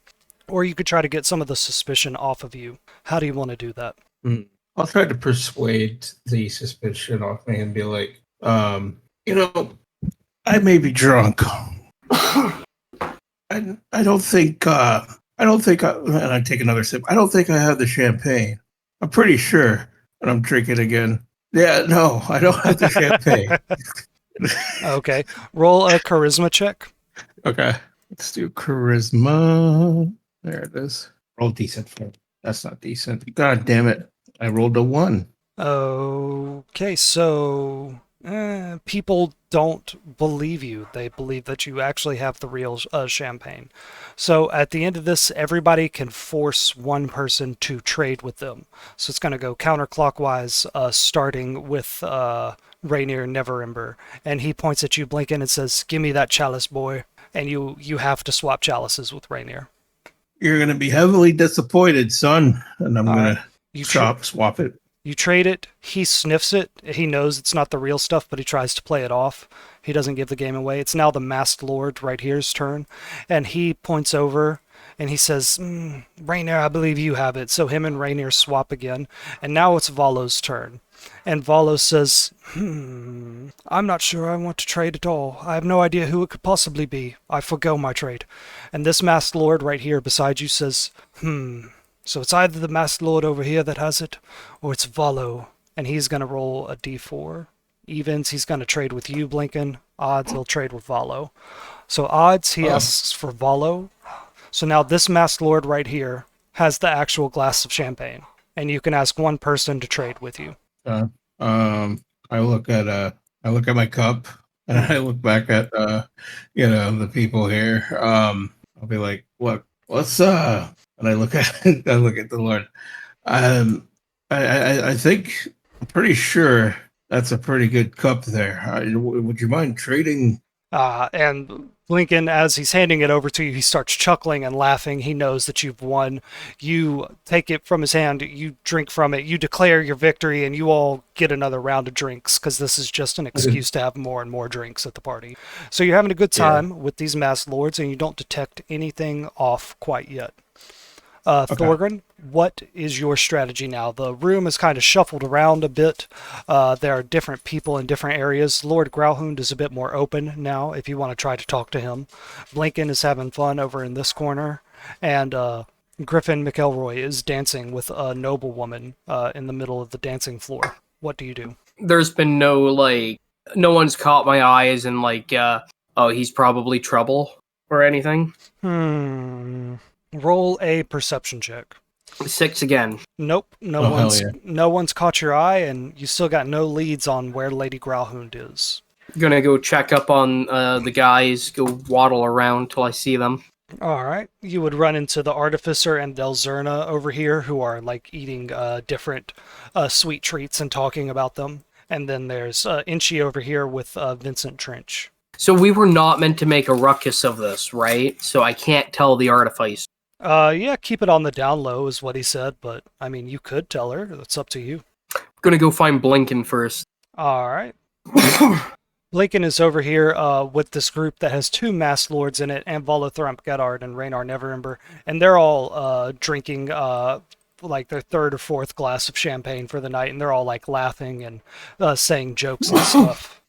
Heidi, Heidi, Heidi, Heidi, Heidi, Heidi, Heidi. Oh, yeah. Sorry. Blinken's leading them on in his family song. Aha! I'm gonna wave Blinken over. And I look at the group. Excuse me a moment, fellas. I'll be right back. And I go back to Thorgren and walk towards him. What? Why don't we just tell the Artificer about the plot, and then we don't have to worry about doing anything. Well, how do you propose to do that? You have a dead body. We tell her about the other plot and don't mention we have that on us. The murder plot. What Buddy told us about the one murderer in the part. We should just tell her. Let the guards deal with it. But, you think, and I look at her and she's all prettied up and stuff, and I look back. It is kind of weird that she's kind of normal. Oh my god, are you saying that she's the killer? Oh man. I mean, yeah, I knew we had to take her arm. No, what are you getting at? No. What are you getting at? Look, I think if we tell her, even if we tell her, I mean, would she believe us? Think about that.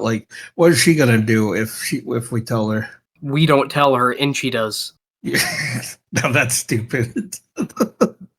But I mean, I'm for it. If he's willing to do it, I mean. Well, I thought Inchi was on good terms with her, or was that Huel? No, that's Huel. Huel and Blinken are on good terms with her. Yeah. Well, then why don't you tell her? Because I think it's stupid to tell her. There's a murder coming for these masked lords. So I don't know if she's gonna take it seriously. It's kind of her job to take it seriously. She's, one of the captains of the guard. If Okay. anything went wrong tonight and she's here, she'd be blamed for not doing her job. So technically, we're doing her a favor by letting her know. We just got to tell her to keep it on the down low because any sudden, changes will cause the guy to just leave. So that way, she keeps it on the down low. The guards are more active and notice, paying attention, and we just don't mention the briefcase. So even if we tell her, she's gonna ask, "Oh, where'd you hear this from?" Or to say trench, and then No, we tell her that our source is confidential. Look, I don't know, you're her friend. You make shit up. You can lie to her. yeah, I could, but I still feel kind of stupid to bring this shit up with her. I don't think it's Yes, but then gonna be we're that holding our end of the productive. bargain. We're keeping the Lord safe. There's more guards than there are us. I mean, you're not wrong, but at the same time, I think it's just going to be stupid to bring it up because, I think there's a 50% chance, maybe even more, that she's going to look at us and just be like, no, because that just sounds preposterous. I'm trying to think of big words of what she would say. So. That were ludicrous imbeciles who, some other big word. Where the fuck is Huel? Huel's more into this because he's in love with her. You could clearly tell. Yeah, this was supposed to be Huel's date night with the artificer. Yeah, exactly. The fuck. I'm gonna wave Inchy over. And she waddles over too. Hey, I'm watching someone. Yeah, well, here's our plan, and I basically fill you in on what we were just talking about. Do we tell her? Why not? Yeah, see? Okay. He agrees. Okay. All right. But Let's we're not go doing tell it. her. I'm not doing it. No. No. You're coming with me. She doesn't like me. It'll be she's more likely to say no if I'm there. You can't argue that fact. I mean, yeah, you're a dumbass anyway. So let me go ahead and do it myself then, I guess. You did. And I walk towards her. Accuse her dad of doing like heinous. Yeah, things. no, we're not talking about that. We retconned it. We retconned it. It's been retconned. It's over.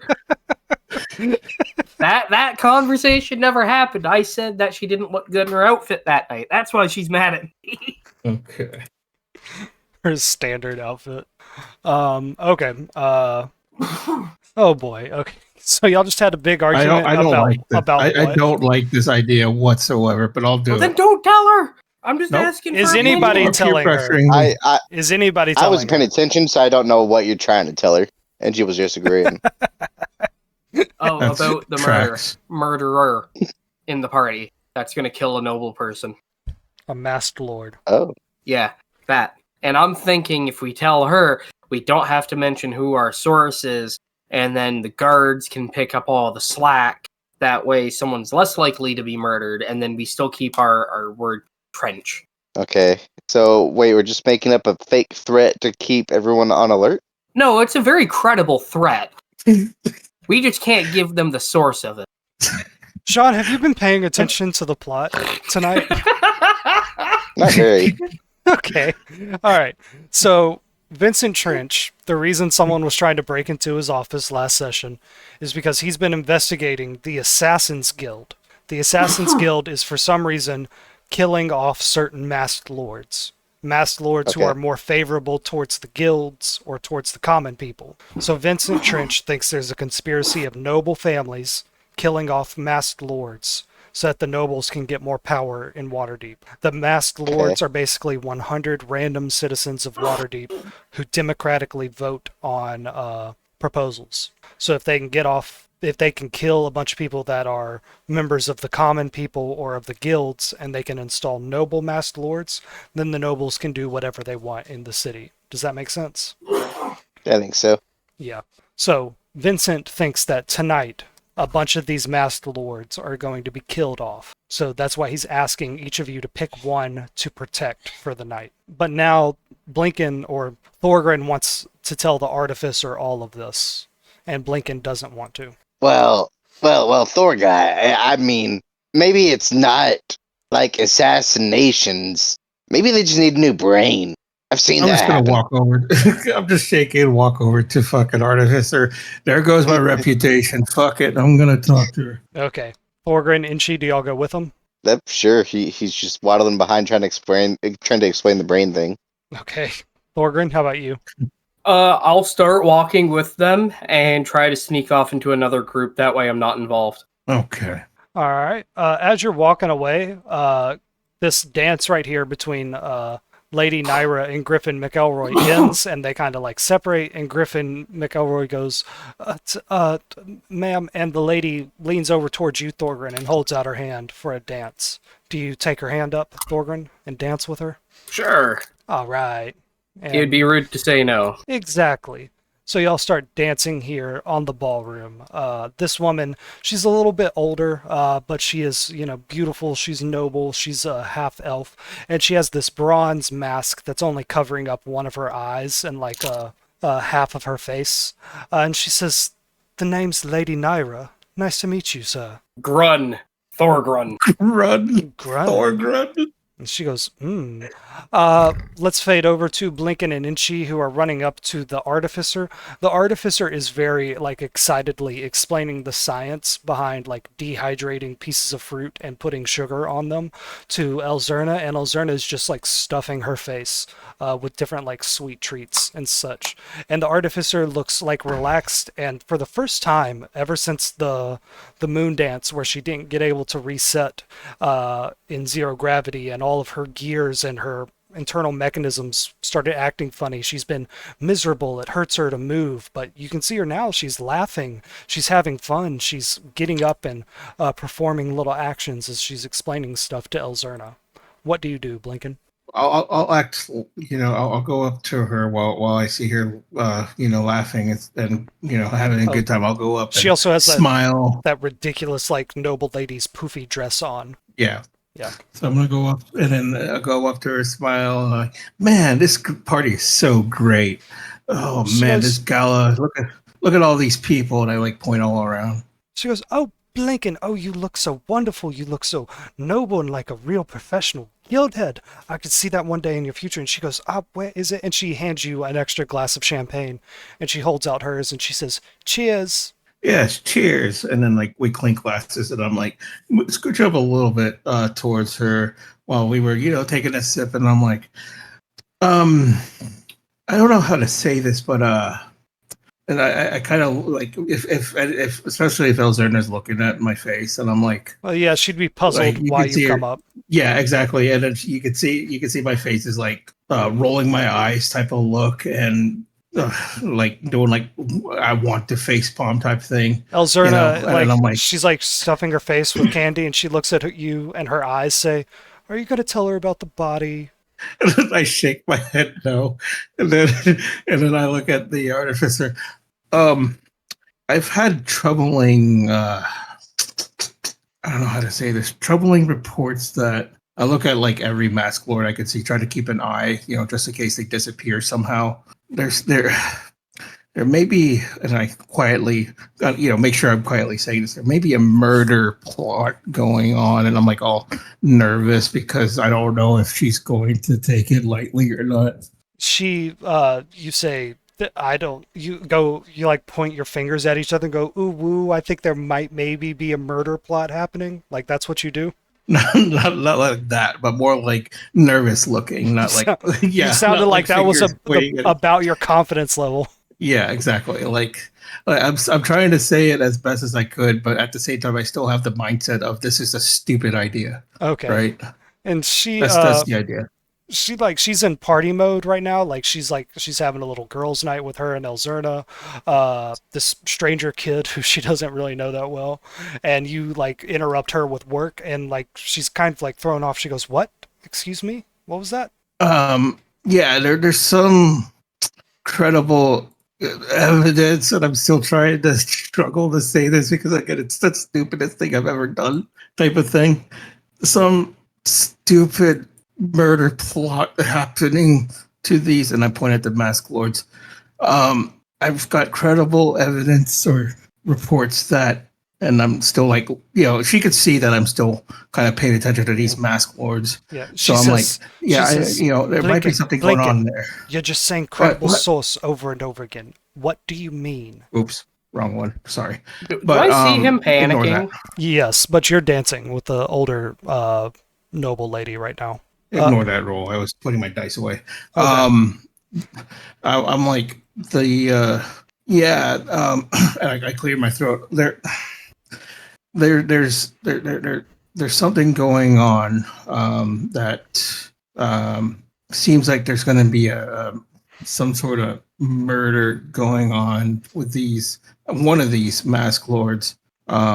I've heard it a whisper, so to speak, while I was dancing. I don't know who exactly told, but it sounded like they were arguing with someone, and it kind of alarmed me. So that's why you can tell I'm a little tipsy. I point to the group that I was with. I was playing some games, watching the Mask Lord. So All right, so you're kind of bending around the truth here a bit, Blinken. So I'm going to need yes, you to roll a deception check, okay.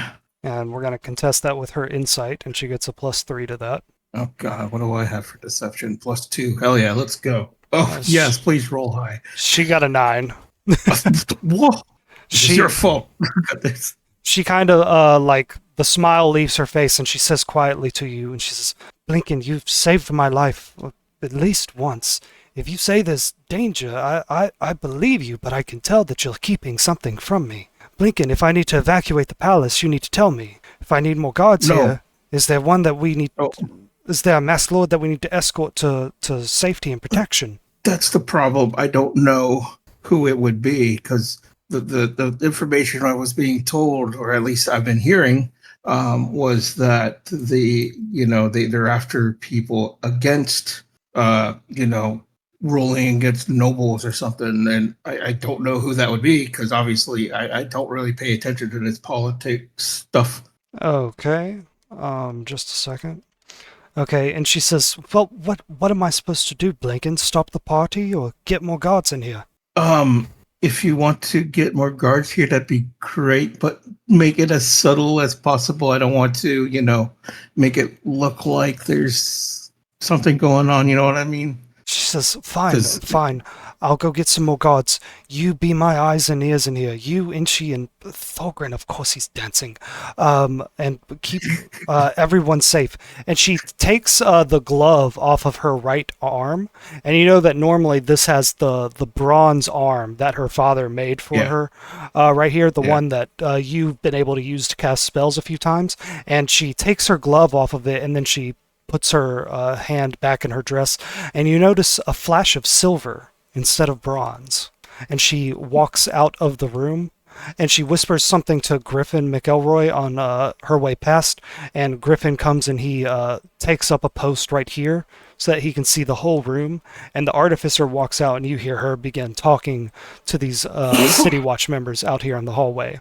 Inchi, what are you doing? And she's just back. He's just trying to look back and try to keep an eye on that one girl that he was told to watch. The one with the white hair down here? Yes. All right, so you can see her. She is a masked lord, whoever she is. She has a black mask with gold engravings that covers her whole face. You can't tell if that hair is white from age or if it's just been dyed white, or maybe it's naturally white like that. And she is sketching. She's drawing in a notepad that you can't see over here by this window. What do you do, Inchi? And she walks up, and he doesn't say anything to her, but he just tries to crane his head to look at what she's drawing. All right, roll a perception check. Where'd my dice go? You bastard. That's a d20. 17. All right. What was his perception? Change a few things here. That ends up being a 19 overall. A 19 overall. Okay, so you begin walking towards her, and you're gonna try to get a good angle on her to see what she's sketching. Give me just a second while I think about something. Okay. And as you begin walking down to look at what this masked lord is looking at, Vincent Trench takes one look at the room and steps out through the double doors and begins walking down the hallway to speak to Haldrum again.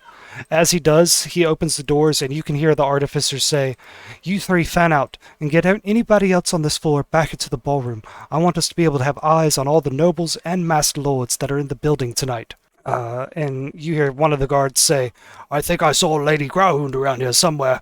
I'll do that post-haste, ma'am." Thorgrim, you are dancing with this Lady Nira lady. Go ahead and roll a acrobatics check to see how good of a dancer you are. Jesus Christ. Look, 22. Thorgrim, you are tearing it up on this dance floor. The song that was playing when y'all started dancing was a little bit fast-paced, and you did not miss a step. You took her by surprise even, and she was really able to show off some of her moves, and you were able to show off your moves. And now the song is slower and kind of moody, and you're still able to keep up that dance with grace and elegance despite your muscular form. And she says, "Now, Master Grung, where have you been all my life? A wonderful dance partner like you, and I might have danced right out of this city." You're muted. You're muted. Aha, spin move. Distractor. Okay. You distract her, and she comes up, and she looks at you, and then she looks out the window, and she says, "The air feels heavy tonight, doesn't it? Like the city's holding its breath. My friend Trench, he isn't liked here, but he is necessary. He sees the things that we masked lords are too polite to acknowledge. If he's right about this Assassin's Guild, then the masks we wear, they aren't protecting our identities. We're merely making ourselves targets." She says, "If there's any problem with your investigation, Mr. Grun, I want you to use this to help you." And she slips something into your hand, Thorgrim. She says, "If the watch corners you, show them this.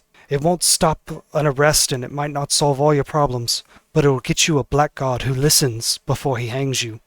And in your hand, she has given you the sigil of her house, the Raven Tree. It is a silver pin with an engraving of a raven sitting on a tree branch. She says, "If you..." I will most definitely take it. And she says, "In this city of liars, a man who tells the truth is the most dangerous criminal of all." And then all of you hear it, a scream from one of these City Watch people as they're patrolling the hallway. Ooh, wait, fuck, we were supposed to do that thing for Inchi, my bad.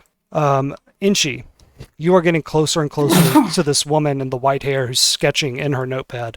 And you step up here and you get by Griffin McElroy and you kind of crane your neck to see what she's drawing.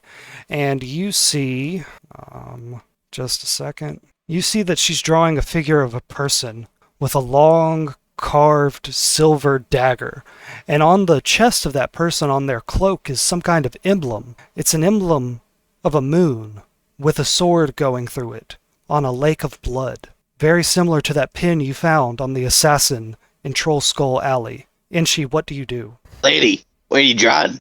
The woman turns her head towards you. Inchi, you should be able to see her eyes through that mask, but you're not able to see her eyes at all. And the hairs on the back of your neck stand on end. And she says, "The future." What do you do? Don't have my spell list. Shit. You know what? No, Edgy's eyes just widen. He turns tail and he goes to look for his friends. All right, Inchi, He found a problem. Yep. All right, Inchi, you're walking here towards the center of the ballroom. Thorgrim, your dance with Lady Nira ends, and you have that pin that she gave you. You're in the center of the ballroom. And Blinken, you're in the center of the ballroom. Inchi, you walk up to your two friends, and you start telling them about this strange lady, and then all of you... And she storms out in the crowd and, like, tugs her hands. Guys, I need you. All right, as that happens, y'all hear a scream through the doors right here to the ballroom, and they are thrown open by one of these City Watch people. And you see the City Watch person, you see the artificer, and you see the person that screamed, and it was Lady Growhound standing here at the end of the hallway. She's looking in towards this room that Vincent Trench and Lady Nira and Haldrum were talking in earlier. And she points at the room and she screams, "There's been a murder, and he's still in there!"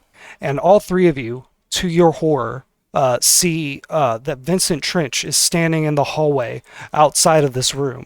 But then from out of that room walks another Vincent Trench. there are two Vincent Trenches standing in this hallway. Y'all know exactly what's happened. Someone has framed Vincent Trench for murder, for something to do with this Assassin's Guild tracking down these masked lords. And you can see that this Vincent Trench that just walked out of the other room is carrying a silver dagger that is covered in blood. The artificer raises her right arm, this prosthetic silver arm, and she makes a finger gun gesture pointed at the Vincent Trenches, and she says, "Everybody stop. Nobody move." What do you do? This is a robbery. What do you do? She's got this. Guys, come look at this weird lady. And then she keeps trying to pull him. This is like, Fucks up with that. yeah. Y'all get a reaction round before things get messy. Okay. And we'll do it. He doesn't have eyes. We'll do it in initiative order. Blinken, you first. This happened out in the hallway, and Inchi is telling you that there's a scary lady in the room. Yeah, I'm going towards the hallway. I'm gonna run towards the hallway and be like, all right, Trench. And I'm like obviously yelling Trench to make them look at me and then be like, what are you doing? And then I'll end my turn and hopefully I'll figure out who's who. So we're gonna be on we're technically in combat right now. So Lincoln, you're able to move right here. Each square represents 5 feet of space, okay? Yeah. You all on the center parts. Okay, Thorgrin, it is your turn now. I'd like to ready an action to chase down whichever one's gonna try to run. Okay. Elzerna comes up next to you, Inchi, and she says, Inchi, what are you worried about? Inchi, it's your turn. What do you do? There's a lady without eyes, and she's drawing pools of blood and stuff. And Elzerna says, Which lady? Can I point out this lady? Yes, you can. Okay, so she's still just in the room invisible? Yeah, she's right back here. And she points to that lady and pulls out his blinking dagger. She's over there. She's very scary. Careful. Sean, can you see the map right now? Do I need to screenshot it again? A screenshot might be nice. Okay, I'll get you 2 screenshots. Just a second. Okay, so the woman you saw sketching is the woman that's in the south east of this, the green token. And then the second screenshot is this whole, almost all of the floor that you're on. So you can see how far away you are from the 2 Vincent Trenches. Did Lincoln and, My bad. Hey, Mike, you back? Yeah, I'm back. My bad. Okay, and she's telling all that to Elzerna, and then he puts his hands around his mouth and hollers over to that woman from earlier. Lady, my friends won't come to you. Do you mind coming to us? All right, just a second. When I quit my Discord, the OBS started messing up. Give me just a second. Okay, all right, we're good now. Okay, so Inchi said to the lady, can you come over here? Yes. All right, you and Elzerna turn around and look at her, and she very delicately places down that sketchbook she was using and the red pencil that she was using, and she stands up, and as she stands up, those black robes and the black gown she was wearing changes, and all of it kind of fades and shows her true form, and before you stands someone holding 2 long, curved silver daggers, wearing all white with white hair, and they feel like they are in this room to kill, to spread blood and mayhem. Lady, never mind. This Elzerna, I think you need to run. I uploaded the assassin's token. Okay, just a second. Okay, so what did you say, Inchi? My bad. And she hauled out to the lady again. Never mind. Elzerna, I think you need to run. Elzerna takes a step back, but she doesn't run. She just kind of hides behind you, and she summons the golden mandolin into her hand. And that is a round for everybody. So now we're going to roll initiative for Artie, the Vincent Trenches, and this assassin. So Artie first with a 15, so she's going to go after Blinken. I'm going to do the assassin now. The assassin with a 9, so she's going to go after Thor. And then the Vincent Trenches Got an 18, so they go before everybody. Okay, so over here at the end of the hallway, there are two City Watch guards and Lady Growlhound. There are two Vincent Trenches, one with blood on the sleeves of their coat and a bloody silver dagger in their hand, and one that doesn't have any blood on them at all. If y'all can see over here, the one with the pink dot, the one that's in the middle of the hallway, is the one that has the bloody dagger, and the one beside him without any pink dot is the one without any blood on him. They look around the room, they look at the guards, they look at the artificer who is poised to strike, and they look at Blinken, and then they look at each other, and they run in completely opposite directions. One Vincent Trench is going to dash about 60 feet to the east. 5, 10, 15, 20, 25, 30, 35, 40, 45, 50, 55, 60. So Blinken, they throw open the doors to this room right here. Yep. And step in, and the other one is going to rush the opposite way. So 5, 10, 15, 20, 25, and they burst into this big room right here, but they're going to have to roll attacks of opportunity in a second. Jesus. So they're going to get to about right here, and they're going to roll 2 attacks of opportunity from those City Watch guards. Ooh, both of those City Watch guards misses, and this person with the bloody dagger dashes through these big ornate doors that would take them towards the throne room. That's the Vincent's turn. Blinken, it is your turn. What do you do? I'm going to go towards this door here. But while I'm running, I'm looking at the artificer and say, hold on, I'm trying to make sure I know which one's which. So I'm going to run towards this door here, where he went. And then I want to be like looking at him. If I see him and he looks at me, I'll be like, what kind of favor do you owe me? So Blinken, you're able to get about right here. That's where you said you wanted to be. And Vincent is like, he's climbing over this table. He's like heading towards this window, it feels like to you. Yeah. That's what I yell. It's like, what kind of favor do you owe me? Shit. What would he say? He says, they did it. They did it, Master Plantfoot. They killed the only man who could prove what was going on, and they used my face to do it. Waterdeep won't look for the truth when they have a scapegoat. I'm off the grid now. None of my deed, none of my lands, nothing I've done for this city matters. The Watch won't be my friend. There's no law, just me in the shadows. All right, stop talking cryptic, and it's fine. I look at the artificer and be like, he's the real guy. Don't harm him. We're going after that guy. And I point towards the guards. The artificer, Blinken, as you look back towards her, she is adjusting her aim to point her now silver prosthetic arm directly at Vincent, and you notice something odd. Roll a perception check. Okay, perception, where are you? I can read. There it is, perception. All right, rolling. And roll high. 12, that's not bad. 12. You notice that starting from her shoulder and working its way towards her fingers, there is ice encrusting this silver arm. She's clearly getting ready to fire off the ice knife spell. That's a spell that even you've used before when you had access to her arm. But you know that it didn't freeze the arm like this. And the silver, from your guild stuff, it should be better at dissipating that cold. It shouldn't be freezing over like this unless it's a much more powerful version of the ice knife spell.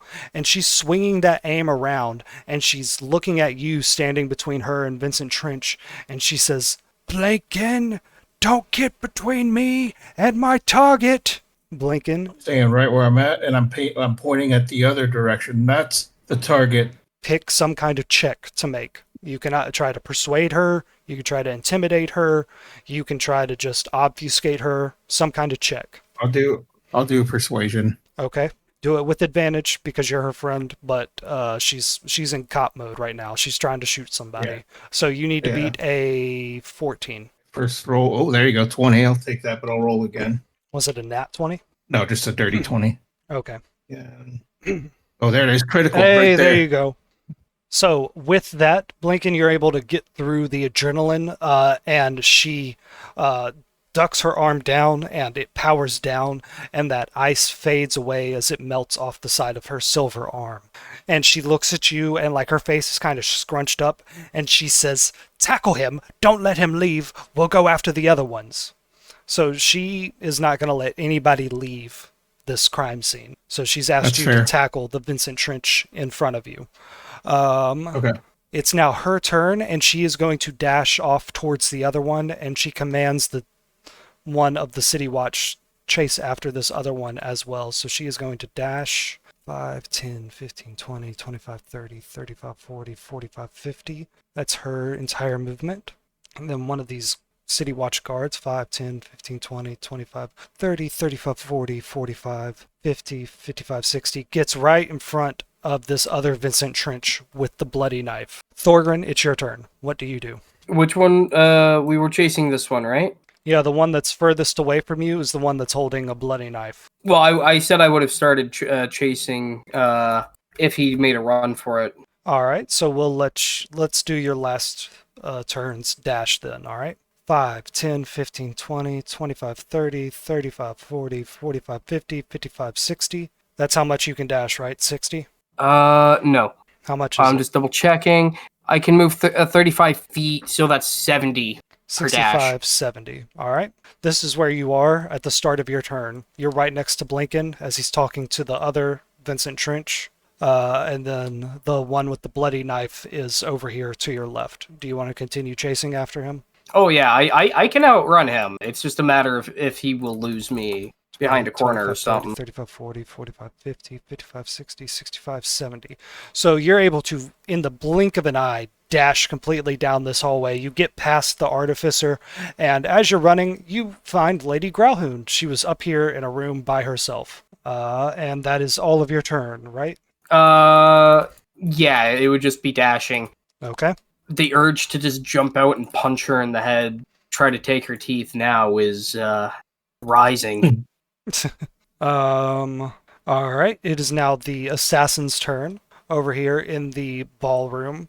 Right now, only Elzerna and Inchi really know about her. The assassin raises one hand over their head, and in it they're holding a long silver dagger, and they throw it towards this masked lord here at the north end of the room, the one that's wearing a mask that makes him look like a metal demon. And the dagger goes flying straight for his chest. With a 14, she manages to hit this masked lord directly in the chest, but the blade bounces off as some kind of charm that this masked lord has prevents him from being attacked, and the blade falls casually to the floor. The assassin grimaces and pulls out another dagger and readies an action. They are going to attack the first person that attacks them. It is Elzerna's turn. Elzerna is standing behind you, Inchi. What do you do, Inchi? And she'll back you up. Remind me what the lady that I've been screaming at did. What'd you do? She was sitting in a corner by herself, not really talking or interacting with anybody. You saw that she was sketching, and you went and spied on what she was sketching, and it turned out to be a picture. Right. Well, she didn't do anything on this current turn though. She threw a knife at a masked lord, but it didn't hit because the masked lords have a charm protection. Gotcha. Okay. And So uploaded a picture to the chat. now, correct me if I'm wrong on how this blink dagger works, but Blinken would like to not Blinken. Inchi would like to toss this blink dagger over beside this woman that he's been worried about. Mm-hmm. Teleport next to her, and then with the blink dagger now in his hand, he'd like to then just stab straight at her. Yes, I don't think I wrote up the official rules of the blink dagger, but it was 3 times a day as a bonus action. You can teleport to wherever this knife was thrown, or have this knife teleport back to you. So you teleport next to her as a bonus action, and you're standing beside her now, and she wasn't expecting that, so you're able to get past her readied action, and you're able to stab her. So go ahead and roll your attack.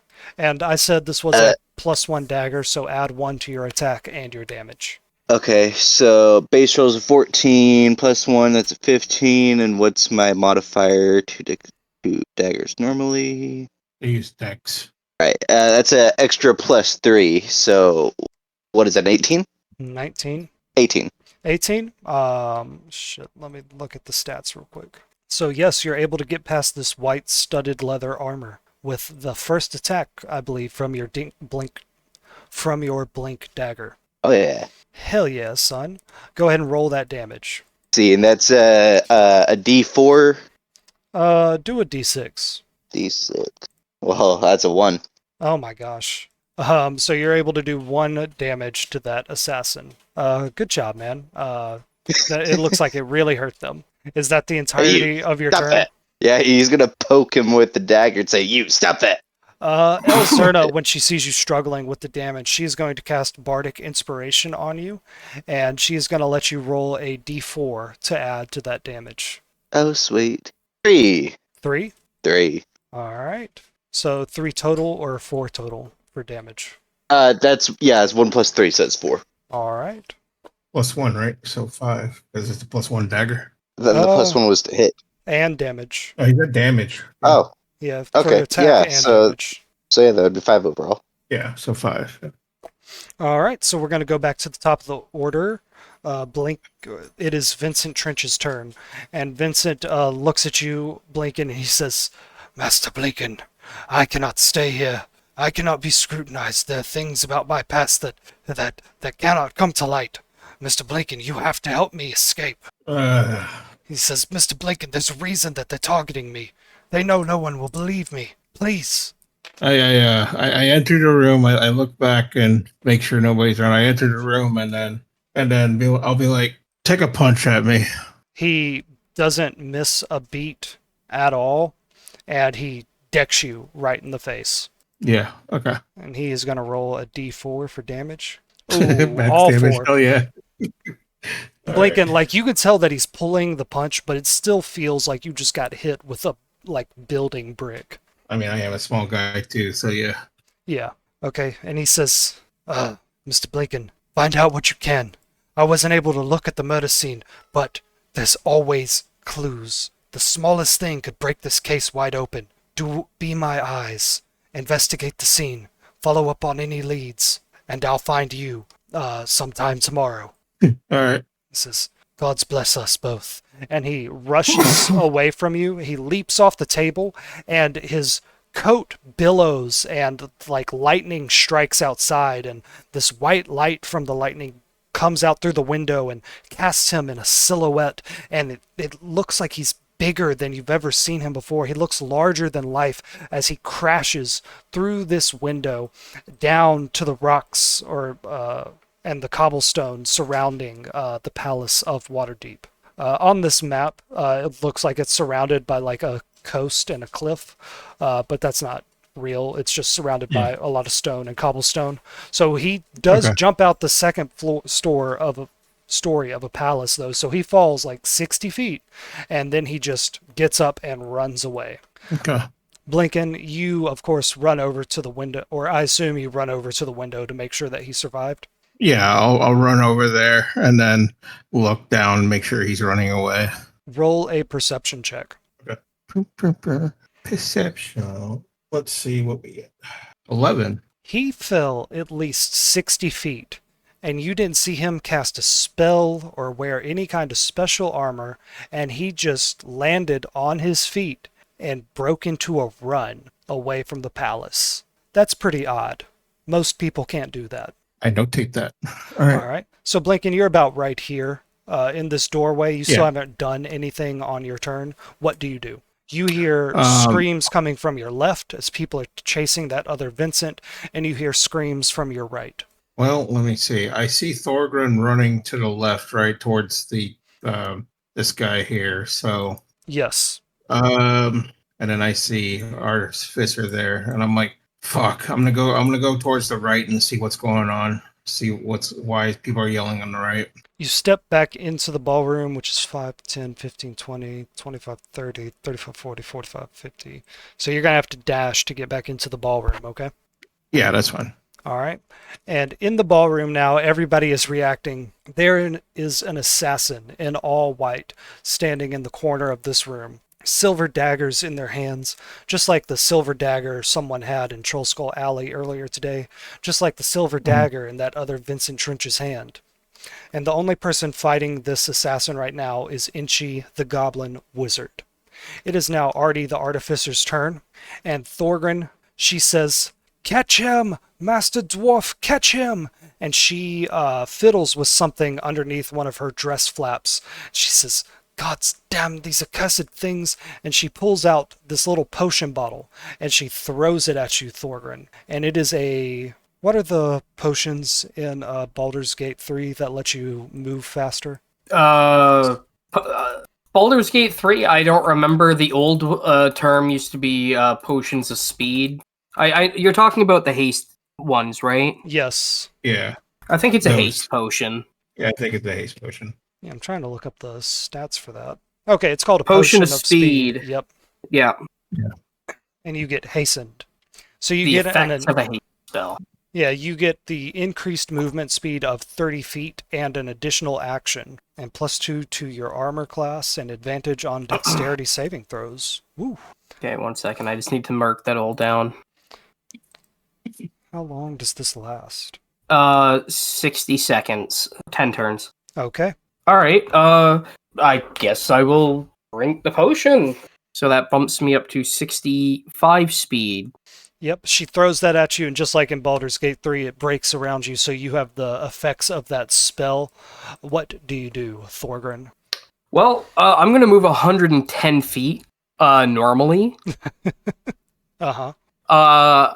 And I'm going to use my first attack action to grapple this guy. Oh, bonus action rage. Okay. All right. So I'm going to do a athletics grapple check. Okay. Just a second. Okay, we're going to do opposing strength checks. They don't add anything to their strength. All right. I'm rage, so I get advantage. Okay. 26. Nat 20.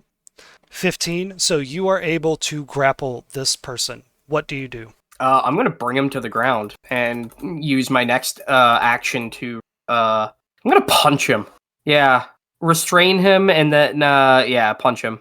Okay, so you tackle him to the ground, and he's putting up a fight. He's not letting you restrain him. Do you just go ahead and punch him? Oh, yeah. All right, so you punch this person in the face, and as your fist hits them and their skull bounces off the tile floor, they vanish into mist. And then... I still had them grappled. hold up. Okay. They vanish into mist. What you are holding onto, you're like holding onto their ankles or their arms to hold them down, and you feel that your hands just go through that as they turn into mist, and they reform whole over here by this door. Thorgrin, what do you do? I'm going to use the rest of my movement to dash over. Not like action dash, but run over. Okay. And I'm going to use my additional attack. Okay. We're going to grapple again. Okay. I'm going to dive at them. Opposed strength checks.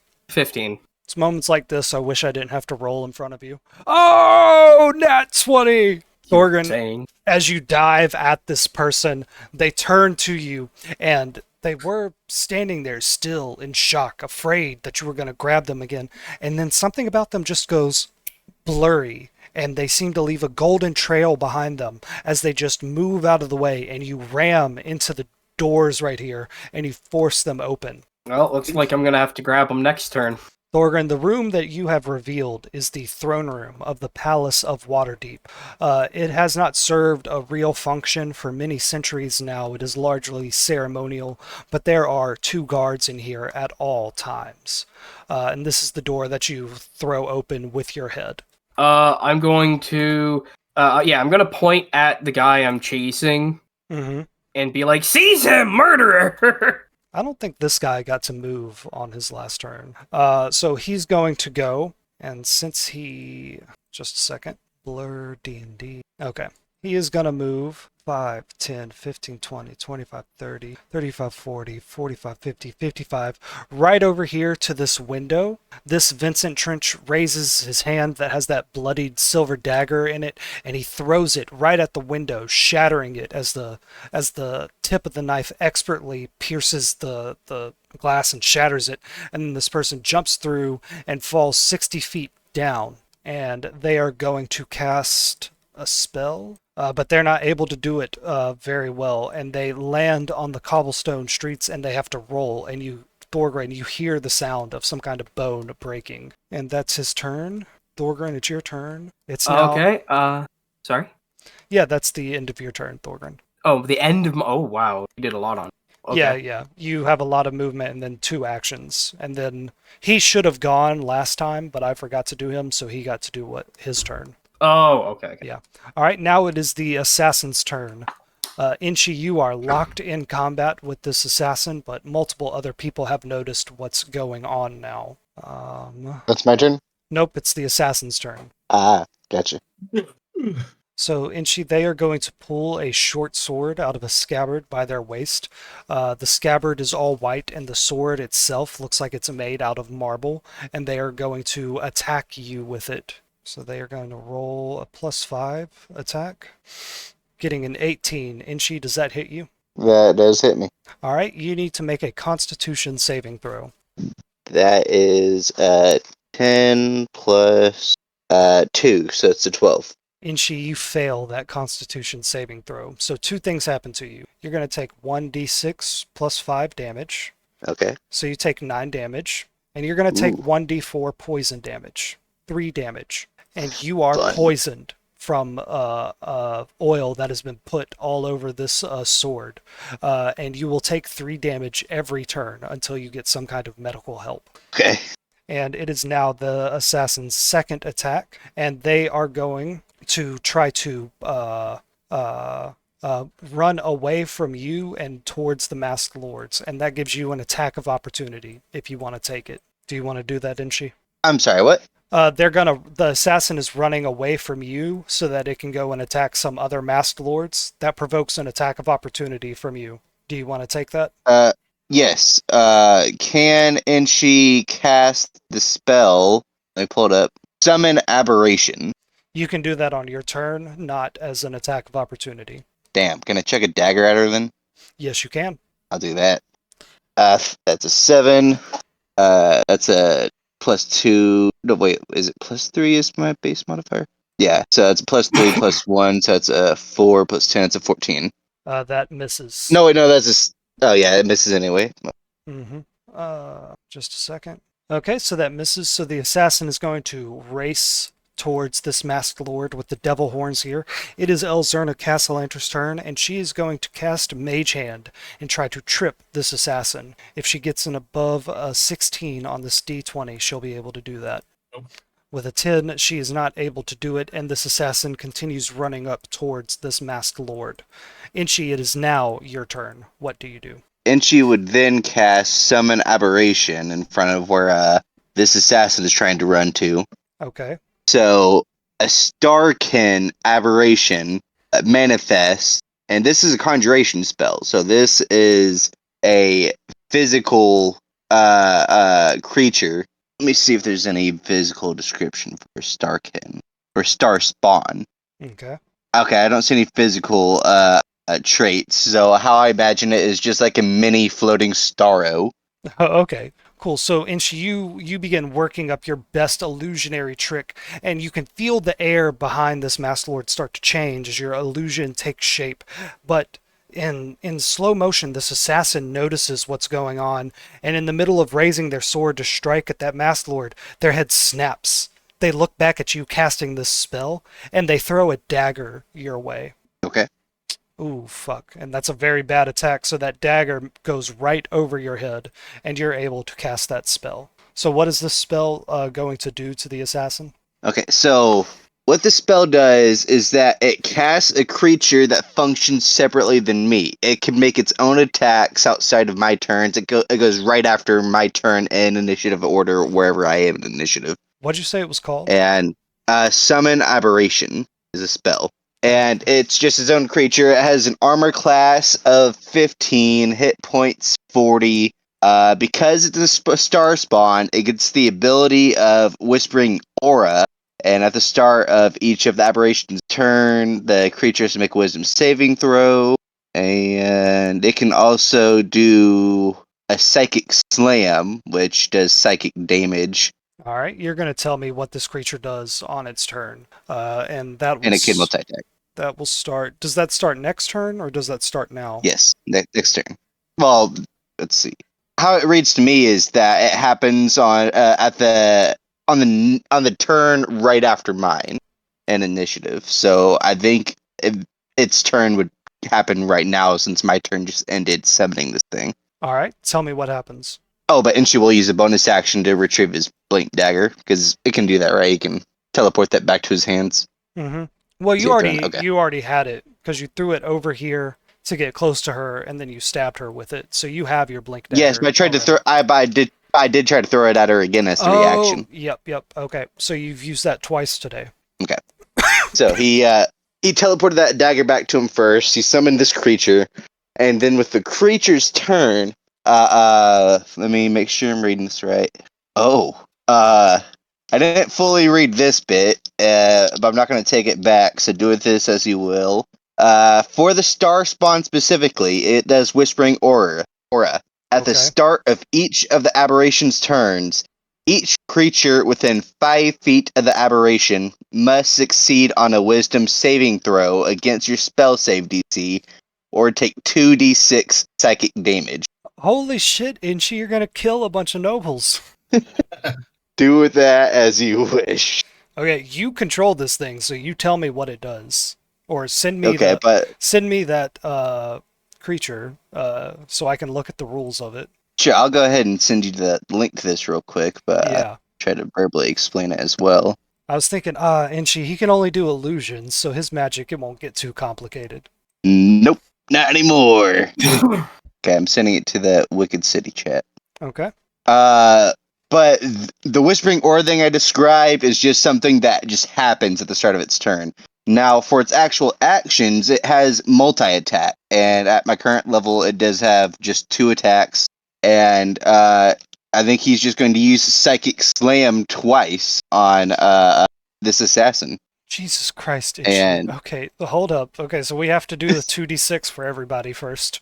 So that's fair. That's fair. everybody right here, including Lord Growhound, how within 5 feet. Yep. Okay, so Yes. that's everybody right here is going to roll against your wisdom, against your spell save. I'm just going to do it as a group. Got it, and I'm pulling up that spell save. Oh boy, they all got a 4.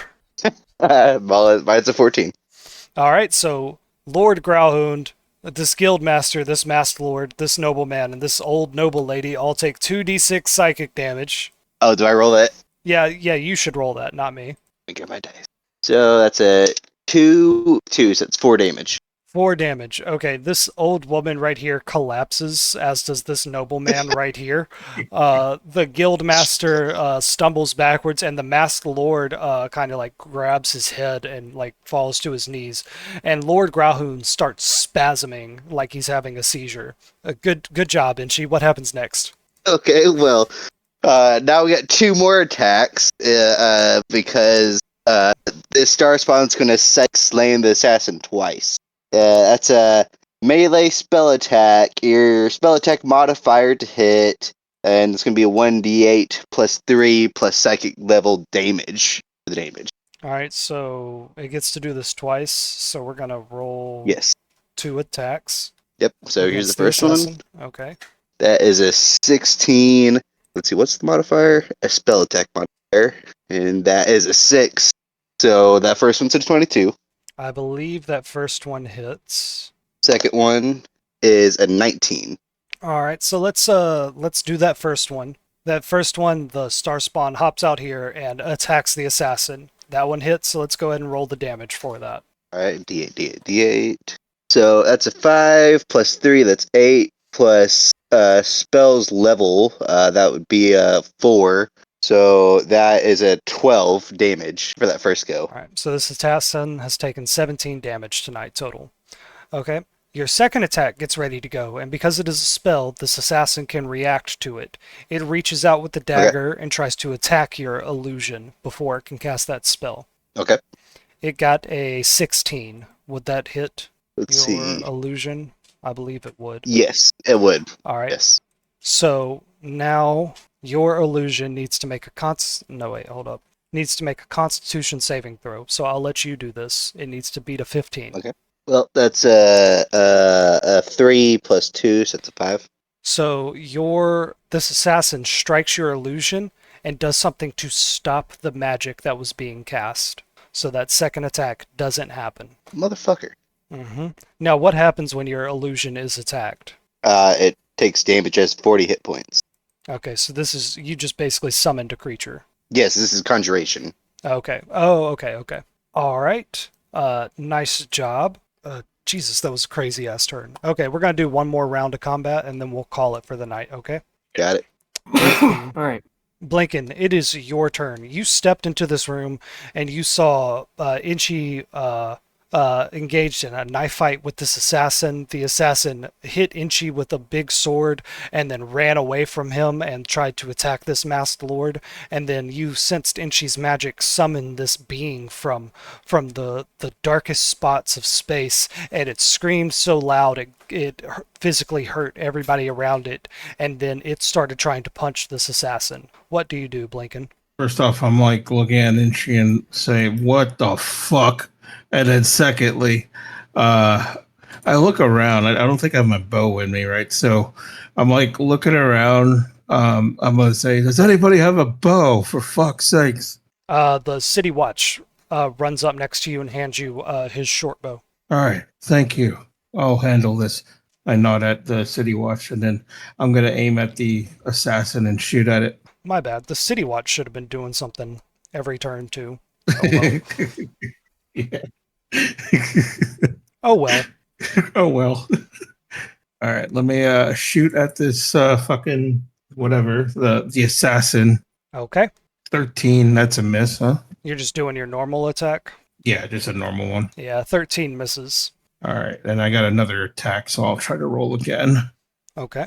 Okay, let's roll that. Come on, roll big. Oh, why are you not showing? There you go. 18. Hey. Does that hit? That one hits. So your first one, it would have hit, but this assassin saw it coming while it was engaged in combat with another creature and dodged out of the way.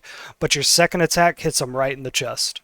Okay, so I'm going to roll a d6 plus 8 damage. 8 damage. This assassin has taken 25 damage total tonight. All right, it is the Artificer's turn. She is square in the middle, like between the two threats in this room right now. And she is just going to continue on chasing the person she was chasing before. So 5, 10, 15, 20, 25, 30, 35, 40, 45, 50, 55, 60. She gets to about right here, and she screams out, "Thorgrin, what happened?" And Thorgrin, it's your turn. What do you do? Bad guys, bad things. Me smash. And I'm gonna jump out the window and do my best to tackle this guy. All right, fuck yeah. It's 60 feet. Do you need to roll fall damage for that? I am enraged. I am Yep. aiming for him. I intend to take no fall damage if possible, if his body will allow me. That's not how that works. Okay. First of all, let's roll what your damage would be. I know it's going to be halved because you're enraged, but 60 feet is still something. D&D fall damage. I think it's, what, d6? 1d6 per 10 feet. 1d6, Yeah. max of 20. Yep, so you need to roll 6d6. Okay. Fuck. 21. So you took 10 damage just from jumping out of here. Now, if you want to land on him, that's going to be a dexterity attack. Can I argue in athletics? Because I'm jumping out of the window, like, at him. Okay, but he'll get a chance to dodge it then. Is it acrobat? Dex, right? Yep, do a dex attack. Does this count as, melee, by any chance? No. This is a ranged attack, and you are the weapon. You see, if it's a flying Damn. punch, I should get to make a dexterity attack and a melee No, attack. I'm just trying to think of, like, because I'm in rage and I could reckless attack it. Because I am diving recklessly. I'm just, okay. Point of order, dex, you DM. said. Am I an improvised weapon right now? 17. 17? Oh, fuck. That's right on the money. And if you meet it, you beat it. So you are able to actually land on this guy. So you do 10 damage to yourself, but you're also going to do 10 damage to him. plus the damage he took from falling out of the window earlier tonight. Okay. Okay. I would like to use all 3 of my attacks. All 3 of your attacks? Excuse me? Well, I get attack Uh-huh. action. I get barbarian level 7 attack twice action, Uh-huh. and then I get haste potion 3rd attack. Okay. Well, jumping out of the window was an action. Okay, so 'cause then I'll you- do my 2 attack. Okay, yeah. All right. Yeah. So I'm gonna punch him in the leg. Okay. All right. I'm going to recklessly attack. There. 14 for the first attack. That misses. And again, it's not that you missed, they dodged out of the way. Well, next one's a crit 27 Crit 27. Okay. And this was your last attack, right? of 3 this turn. You shouldn't get 3 because you used one of your actions to jump out of the window. Yeah, no, but next turn I'm gonna have 3 more attacks. Okay, but this turn, this is your last Yeah, attack. no, that's it. Okay. Would this have been the attack you got because you were hastened? I mean, we can say that, or the dive could have been the hastened attack. Yeah, okay, we'll do that. Okay, so this one, that critical attack hits Yeah, for 20. for 20 damage total. All right, you connect with this person right in the leg, and they scream out. And as they scream out and take 20 damage, putting them at 38 total damage tonight, they scream out and then they disappear into mist, and they reappear screaming and stumbling 30 feet away from you. That dive was how far up? 60 feet? Yes. Because I would have ran 25 to get there. Yep, and then another 60 feet, so that would have put you at 85. Well, that would have been a fall. Falling and jumping takes up movement speed in Baldur's Gate 3, so it takes it up here too. Okay. Because I was going to say I should have been able to dash back after. I'm not sure if But this map is to scale. Use the grid on the map asset. Okay. Let's see, if you're right here, 5, 10, 15, 20, 20. That would have been about 55. So, Yeah. 3 more feet. Or 5, 10, 15. Can I not measure, please? I don't want to measure. I want to move. No. You moved a little bit. Oh, there we go. Right about there. Okay. It is now that assassin's turn. And y'all are actually like back on the first floor. Let me take you over there real quick, actually. I should have done this first. So Thorgrim, can you see where y'all actually are? Out here? Yep. Yep. Well, it's from earlier today. I meant over here. So y'all jumped out of the throne room and y'all would be now on the first floor, that courtyard level, like right here. Okay.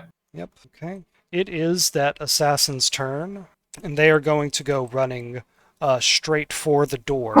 And as they're doing that, they reach into their pack and they pull out a potion bottle and they're going to drink it. So they are going to go 5, 10, 15, 20, 25, 30, 35, 40, 55, 60. 60 feet to about right here. And they swig on that bottle, and that bottle was a healing potion, and that's going to do 1d8's worth of healing, taking them down to 34 damage tonight. It is Elzerna's turn, and let's see what she would cast.